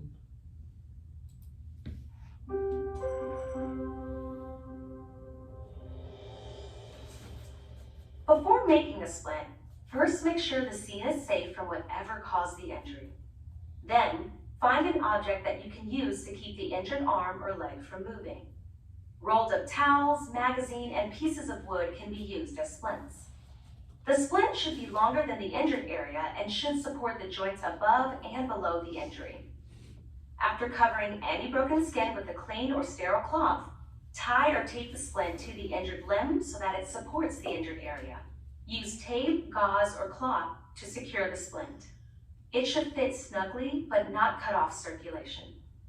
If you're using a hard splint like wood, make sure you pad it with something soft, like clothing or a towel.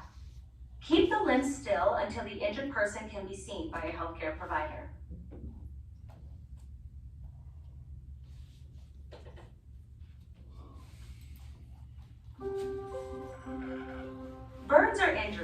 can be caused by contact with heat, electricity, or chemicals.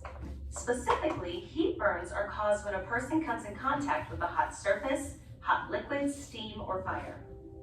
The only thing you should put on a burn is cool water and clean dressings, and never use ice.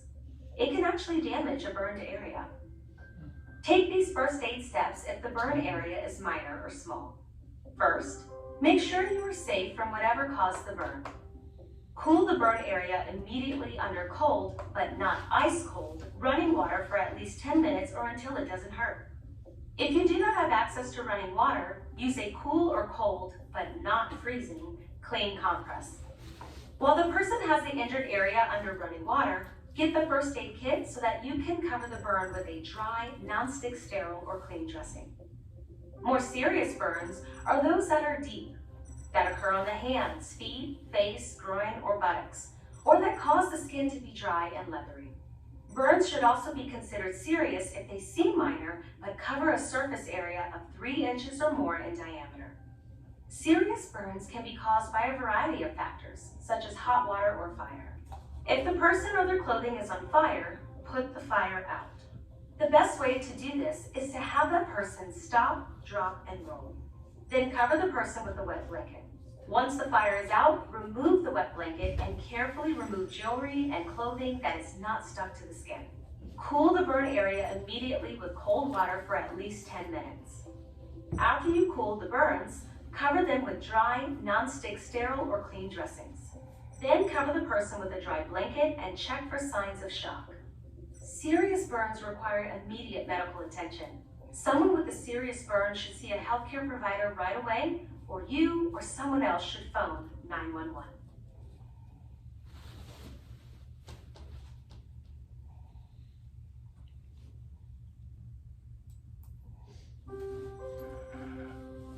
Electrical injuries include electrocution, electrical burns, electrical shock, and falls as a result of contact with electrical energy. Electricity can cause burns on the outside of the body and on the inside, injuring organs. You may see marks or wounds where the electricity has entered and left the body. The damage can be severe, but there's no way to tell how severe by looking at the marks on the outside. Electricity can stop breathing or cause a deadly abnormal heart rhythm and cardiac arrest. Electricity can travel from the power source through the person to you. Because of this danger, don't touch a person if they are still in contact with the power source. It's best to turn the power off, but only attempt this if you are trained to do so. Once the power is off, you may touch the injured person. When giving first aid to someone with an electrical injury, make sure the scene is safe from whatever caused the injury. If an electrical injury is caused by a high voltage, like a fallen power line, immediately notify the proper authorities by phoning 911. Don't enter or try to move wires until the power has been turned off. If the scene is safe, send someone to phone 911 and get the first aid kit and AED, or do this yourself if you are alone. Then, provide CPR and use the AED if the person is not responsive and not breathing. If the person is responsive and has burns or other external injuries, treat these injuries while you wait for advanced help to arrive.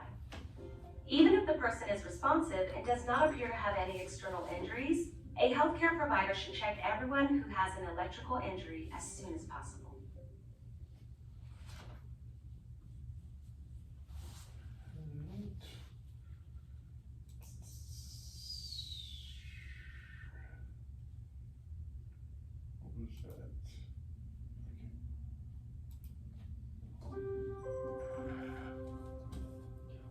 Whether outdoors hiking or indoors around the house, we've all been bitten or stung at one time or another. The first aid actions for most bites and stings are similar, but depending on what caused the bite or sting, there may be additional steps or considerations when providing first aid. When an animal bite breaks the skin, the wound can bleed and become infected. With animal bites, be sure to wash the wound with plenty of soap and water. And for all bites that break the skin, see a healthcare provider as soon as possible. Apply a bag of ice and water wrapped in a towel to help with bruising and swelling. Rabies in wild animals is most frequently reported in raccoons, skunks, and bats. Dogs bitten by infected animals can become infected. Anyone who has had direct contact or been close to a bat should contact a healthcare provider as soon as possible. If someone has been bitten by a snake, you can sometimes identify the snake from its color or bite mark. But if you're not sure, assume that the snake is venomous. Signs of venomous snake bites are pain at the bite area that keeps getting worse, swelling of the bite area, nausea, vomiting, sweating, or weakness. When making sure the scene is safe, be very careful around any snake, even if it's wounded. Back away and go around it. If a snake has been killed or hurt, don't handle it. A snake could bite even when severely hurt or close to death. To treat a snake bite, do the following. First, make sure the scene is safe from the snake. Get the first aid kit and wear gloves. Ask people to move away from the area and have someone phone 911 or phone 911 yourself if no one is available. Ask the injured person to stay as still and calm as possible and avoid moving the part of the body that was bitten. Remove any tight clothing and jewelry and gently wash the area with running water and soap. Bees are the only insects that leave behind their stingers. If you or someone you know gets stung by a bee, you should look for the stinger and remove it. Scrape the stinger and venom sac away with something hard and dull that won't squeeze it, like the edge of a credit card or photo ID card. Wash the sting or bite area with running water and soap. Put a bag of ice and water wrapped in a towel over the area for up to 20 minutes. Watch the person for at least 30 minutes for signs of a severe allergic reaction and be prepared to use an epinephrine pen if the person has one. People who have had severe allergic reactions to an insect bite or sting usually have one and know how to use it. And often they wear medical identification jewelry. Phone or send someone to phone 911 and get the first aid kit if the person develops a severe allergic reaction, and apply the skills you learned earlier for using an epinephrine pen. If you or someone you know has been bitten or stung by a spider or scorpion, take these first aid actions.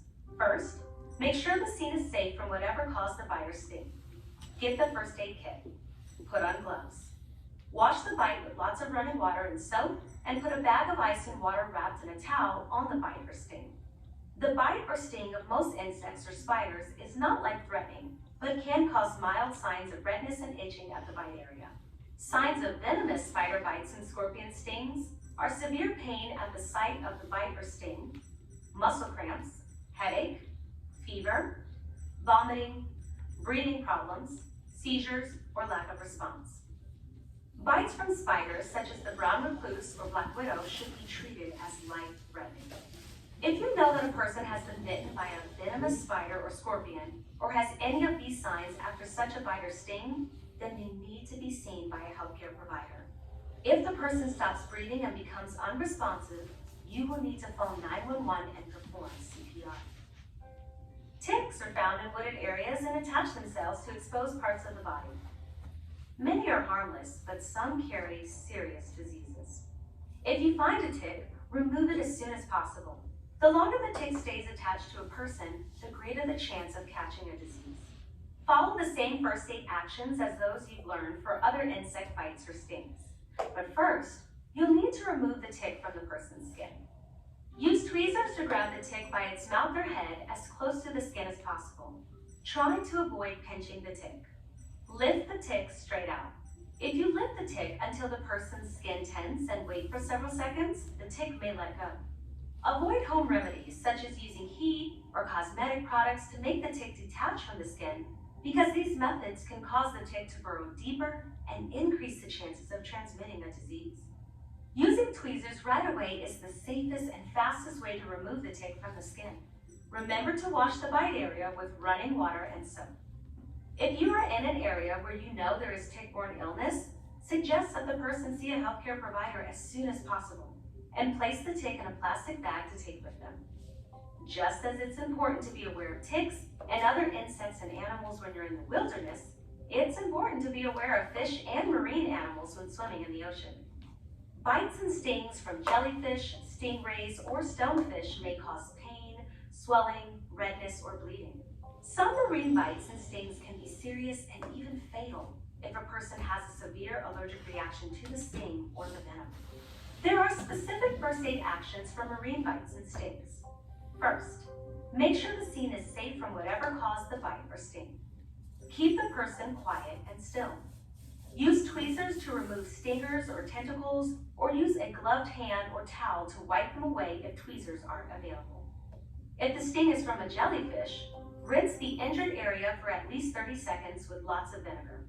If vinegar is not available, use a baking soda and water solution instead. Then put the part of the body that was stung in hot water. You may also have the person take a shower with water as hot as they can bear for at least 20 minutes or as long as pain persists. Phone 911 if a person has been bitten or stung by a marine animal and has signs of a severe allergic reaction, or if a person was bitten or stung while in an area known to have poisonous marine animals.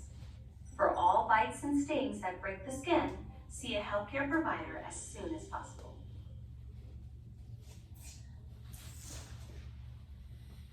Has anybody had any bites or anything like that? Had a flare up or anything with it? It was just made a big ass sore, it was a spider bite. Yeah. Got stung by one of y'all's ants down here that, Oh, that ain't no shit. dude, It that fucked him was, up. it was kinda weird. It was just a little bitty old piss ant. Yeah. And it stung me, and I still got a scar from it. It was a big blister. Yeah, it turned into oak tree. like a dime size blister. What's that? Used by some oak trees. Probably. Little red, Yeah, little red red and skin black. ones. Yeah, Yeah. that'll get you. Mm-hmm. It was tiny. That was a little bitty. Looked like a mite. Dehydration occurs when a person loses water or fluids through sweating, vomiting, diarrhea, fever, or decreased fluid intake. If it's not treated early, dehydration may lead to shock. Signs of dehydration include weakness, thirst, dry mouth, dizziness, confusion, and less urination than usual. If you suspect that a person is dehydrated, contact a healthcare provider right away. The best first aid for dehydration is prevention. Make sure that people drink and eat enough to stay hydrated. Hydration, or fluid replacement, plays a crucial role in how the body functions, athletic performance, and preventing heat-related illness. Sports drinks are sometimes used to replace electrolytes and provide energy for people who sweat a lot, do intense physical activities that last 60 minutes or longer, or practice more than once a day, particularly in hot and humid conditions. For short periods of exercise, sports drinks are likely not necessary and are no better than plain water because many contain calories, sugar, and electrolytes that aren't needed. Water is the least expensive and most accessible fluid to drink during exercise. If you prefer flavor, consider adding a splash of fruit juice or fruit slices, such as orange or lemon. Heat cramps are painful muscle spasms that most often occur in the calves, arms, stomach muscles, and back. The person may also sweat and have a headache. Heat cramps are a sign that heat-related problems may get worse if the person doesn't act. Follow these first aid actions to help someone with heat cramps. Have the person stop the activity until they are completely cooled off.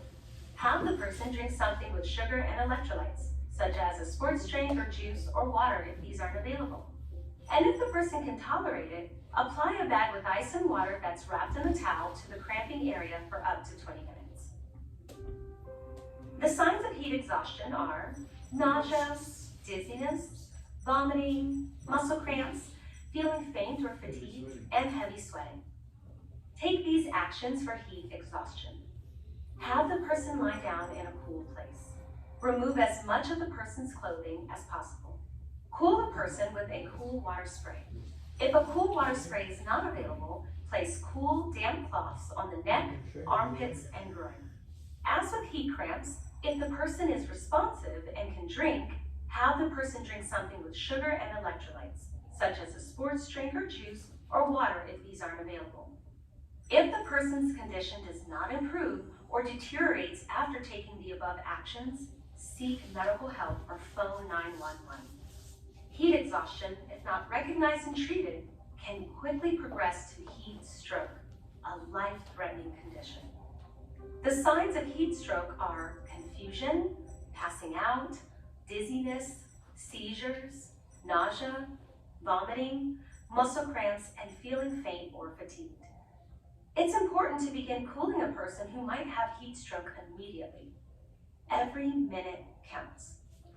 Follow these actions to help someone with heat stroke. Phone 911 and send someone to get the AED if there's one nearby. Move the person from the hot environment, remove any excess clothing they might be wearing, and remind them to limit their physical activity. Put the person in cool water up to their neck if possible and safe to do so. Alternatively, you can spray the person with cool water. It's important to just start cooling the person however you can. If the person starts behaving normally again, stop cooling them. If you keep cooling the person, it could lead to low body temperature. See if the person needs CPR. Provide CPR and use an AED if one is available. Anyone who experiences heat exhaustion or heat stroke should stop all physical activity until they've been evaluated by a healthcare provider.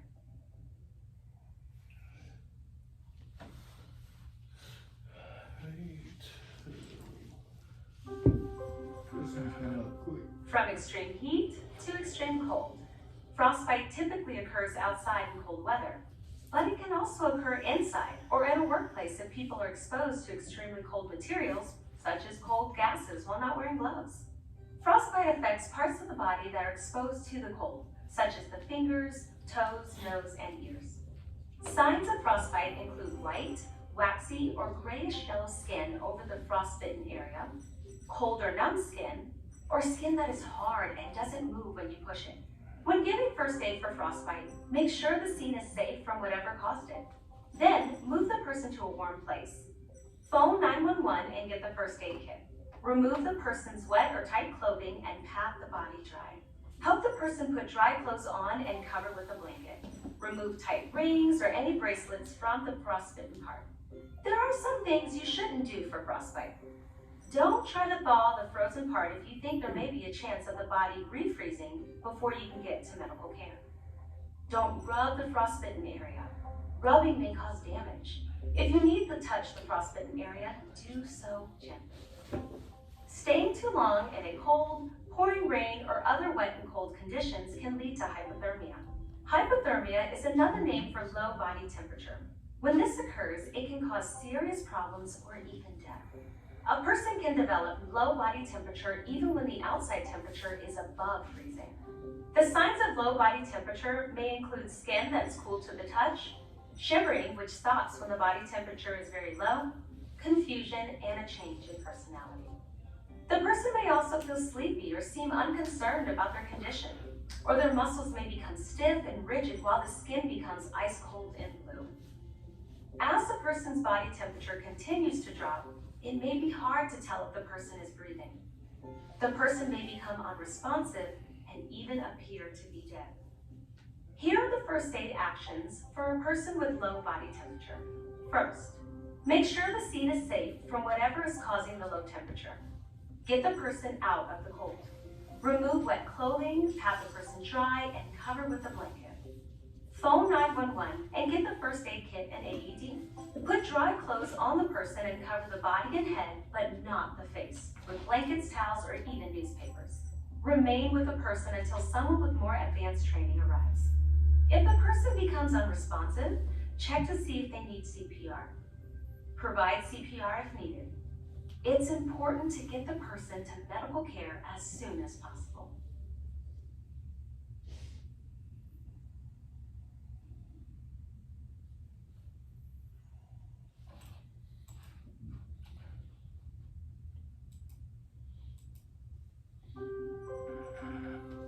A poison is anything that someone swallows or breathes, or that gets into the eyes or on the skin that causes sickness or death. Many products can poison people. Here are general first aid actions to help someone who has been exposed to a poison. First, make sure the scene is safe from the poison. You'll want to take extra time to look for spilled or leaking containers. If the scene seems unsafe, do not approach. Tell everyone to move away. Stay out of the scene if you see multiple people who may have been poisoned. If a person is not responsive and not breathing normally, if their behavior is abnormal, they appear sleepy, have had a seizure, or are vomiting, you'll need to phone 911 and get the first aid kit and AED. Tell the dispatcher the name of the poison if you know it. The dispatcher may connect you to a poison control center. Give only those antidotes that the poison control center or dispatcher tells you to. The first aid instructions on the poison itself can be helpful, but may be incomplete.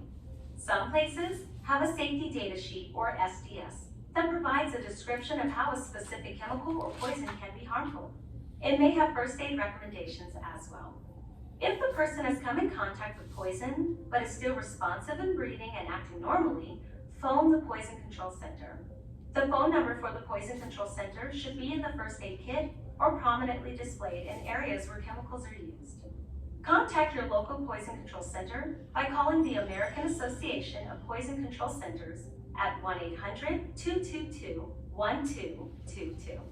When you call the Poison Control Center, they may ask for the following information. What is the name of the poison? Can you describe it if you can't name it? How much poison did the person touch, breathe, or swallow? How old is the person? How much does the person weigh? When did the poisoning happen? How is the person feeling or acting now? After answering these types of questions, the Poison Control Center will advise you on what to do next, including whether the person should be seen by a healthcare provider or you should phone 911. If there are fumes or other noxious smells present, move the person from the scene of the poison to a different area. This is especially helpful to avoid inhalation for both you and the injured person. If poison comes in contact with the skin, you can wash or remove the poison from the person's skin and clothing by helping the person to a faucet, safety shower, or eye wash station. Make sure to put on gloves before you help the person to avoid contact with the poison yourself. Remove clothing and jewelry from any part touched by the poison. Use a gloved hand or a piece of cloth to brush off any dry powder or solid substance from the person's skin. Run lots of water over the affected area until advanced medical care arrives. If an eye is affected, ask the person to blink as much as possible while rinsing the eyes. If only one eye is affected, make sure the eye with the poison in it is the lower eye so that you don't rinse the poison into the unaffected eye. If poison is ingested, do not use home remedies because they may make the person's condition worse. You should only take actions given by the Poison Control Center or a 911 dispatcher. Provide CPR if the person becomes unresponsive and isn't breathing normally or is only gasping. Use a pocket mask or face shield to provide breaths. This is especially important if the poison has contaminated the person's lips or mouth.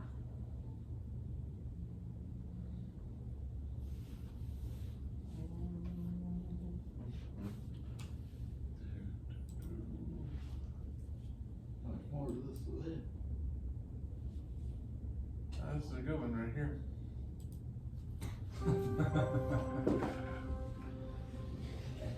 Yeah, have anybody that smokes and You vapes probably approved? know about the relationship between smoking and lung cancer. But did you know that smoking is also linked to heart disease, stroke, and other chronic diseases? Smoking can increase your risk Some for don't cancer care. of the bladder, throat, mouth, kidneys, cervix, and pancreas. Let's look at the facts. Smoking is a leading preventable cause of death in the United States and globally. About 1 in 5 deaths from heart disease are due to smoking. Smoking is linked to 80 to 90% of lung cancer deaths in the United States. Nicotine is a dangerous and highly addictive chemical. It can cause an increase in blood pressure and heart rate, as well as a narrowing of the arteries or vessels that carry blood. Nicotine may also contribute to the hardening of the arterial walls, which in turn may lead to a heart attack. This chemical can stay in your body for 6 to 8 hours, depending on how often you smoke.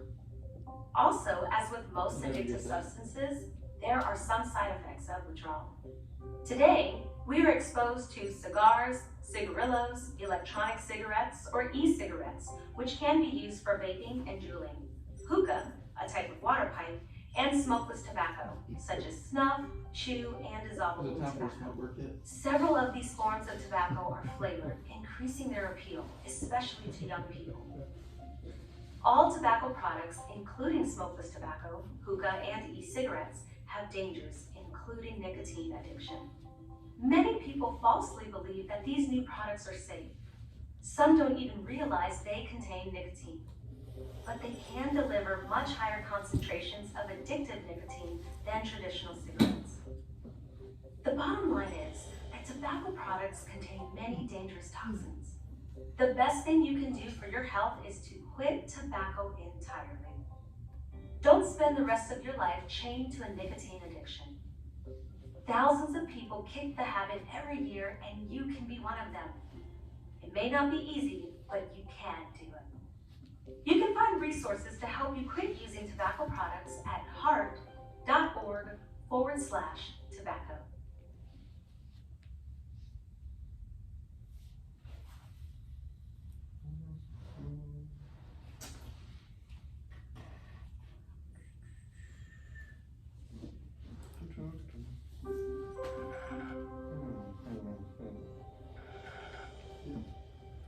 Turns out your parents were right.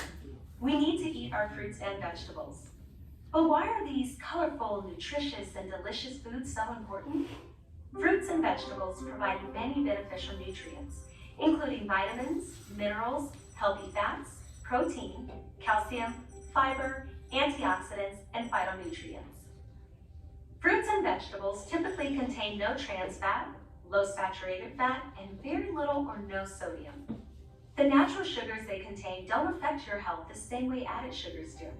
Fruits and vegetables tend to be low in calories, so they can help you manage your weight while still filling you up, thanks to the fiber and water they contain.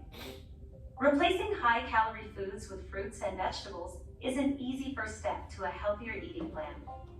All forms of fruits and vegetables can be part of a healthy diet. They can be eaten raw or cooked, whole or chopped, organic or not, and alone or in combination with other foods. They are among the most versatile, convenient, and affordable foods you can eat. A healthy eating plan that is rich in fruits and vegetables can help lower your risk of many serious and chronic health conditions, including heart disease, stroke, obesity, high blood pressure, high blood cholesterol, diabetes, kidney disease, osteoporosis, and some types of cancer. They're also essential to many daily functions of a healthy body. An easy first step to eating healthy is to include fruits and vegetables at every meal and snack. So, go ahead and add more color to your plate and your life. To learn more about adding color to your diet, visit heart.org/add-color. The benefits of regular physical activity are undeniable. Something is better than nothing, and we all have to start somewhere. Even if you've been sedentary for a while, today is the day you can begin to make healthy changes in your life. Let's talk about some tools and tips to get you on the right path to a healthier lifestyle. Just move more. There are lots of fun and easy ways to build more activity in your everyday routine, even if you're not a gym hero. Set a goal. Having a commitment or goal, like being active for at least 150 minutes each week, will help you stay on track. Share it with others to keep yourself accountable. If you're the competitive type, challenge friends or family to see who can consistently meet their goals over time. Put fitness first.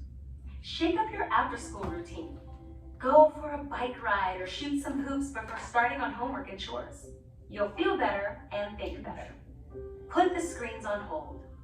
Instead of hitting right for the TV or game console after dinner, take a walk or practice a sport. Do what you love. Find activities that fit your personality and motivate you to stick with them. If you're a social person, try a group dance class or a kickball team or a walk with a group of friends. If you prefer time alone, yoga or running might be a better fit. Simple daily efforts and habits can add more activity to your life without taking up a lot of time you don't have. Now you know how to get up and move more as part of your everyday routine with the AHA's Easy Tips and Hacks. For more information, including resources to help you get active, visit heart.org/move more.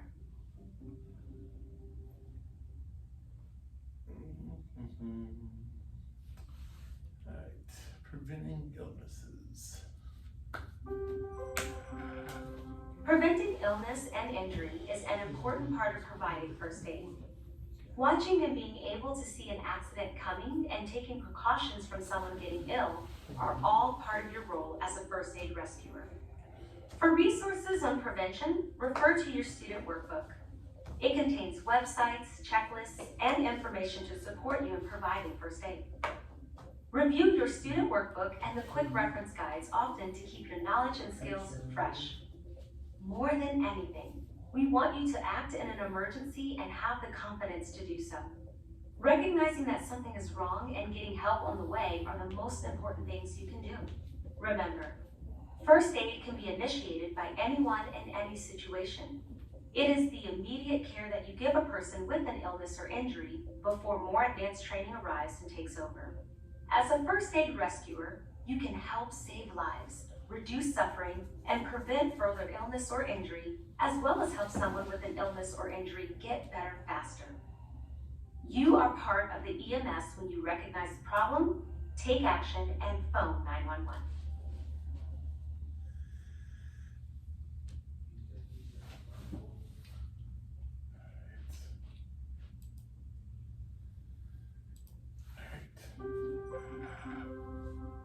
You have just completed the AHA Heart Saver First Aid course.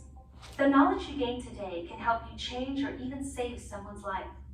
If you practice your skills often to keep them up to date, you'll have the best chance to help an ill or injured person. It all starts with you. At the AHA, we remain committed to exceptional training. Go to heart.org/CPR for more information on our courses and to learn more about our mission. Congratulations on behalf of the American Heart Association. Thank you for taking time to attend this important course.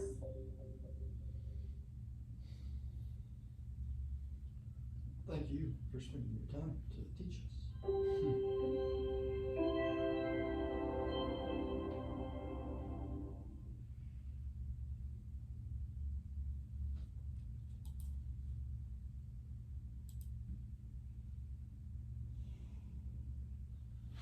Hit my phone.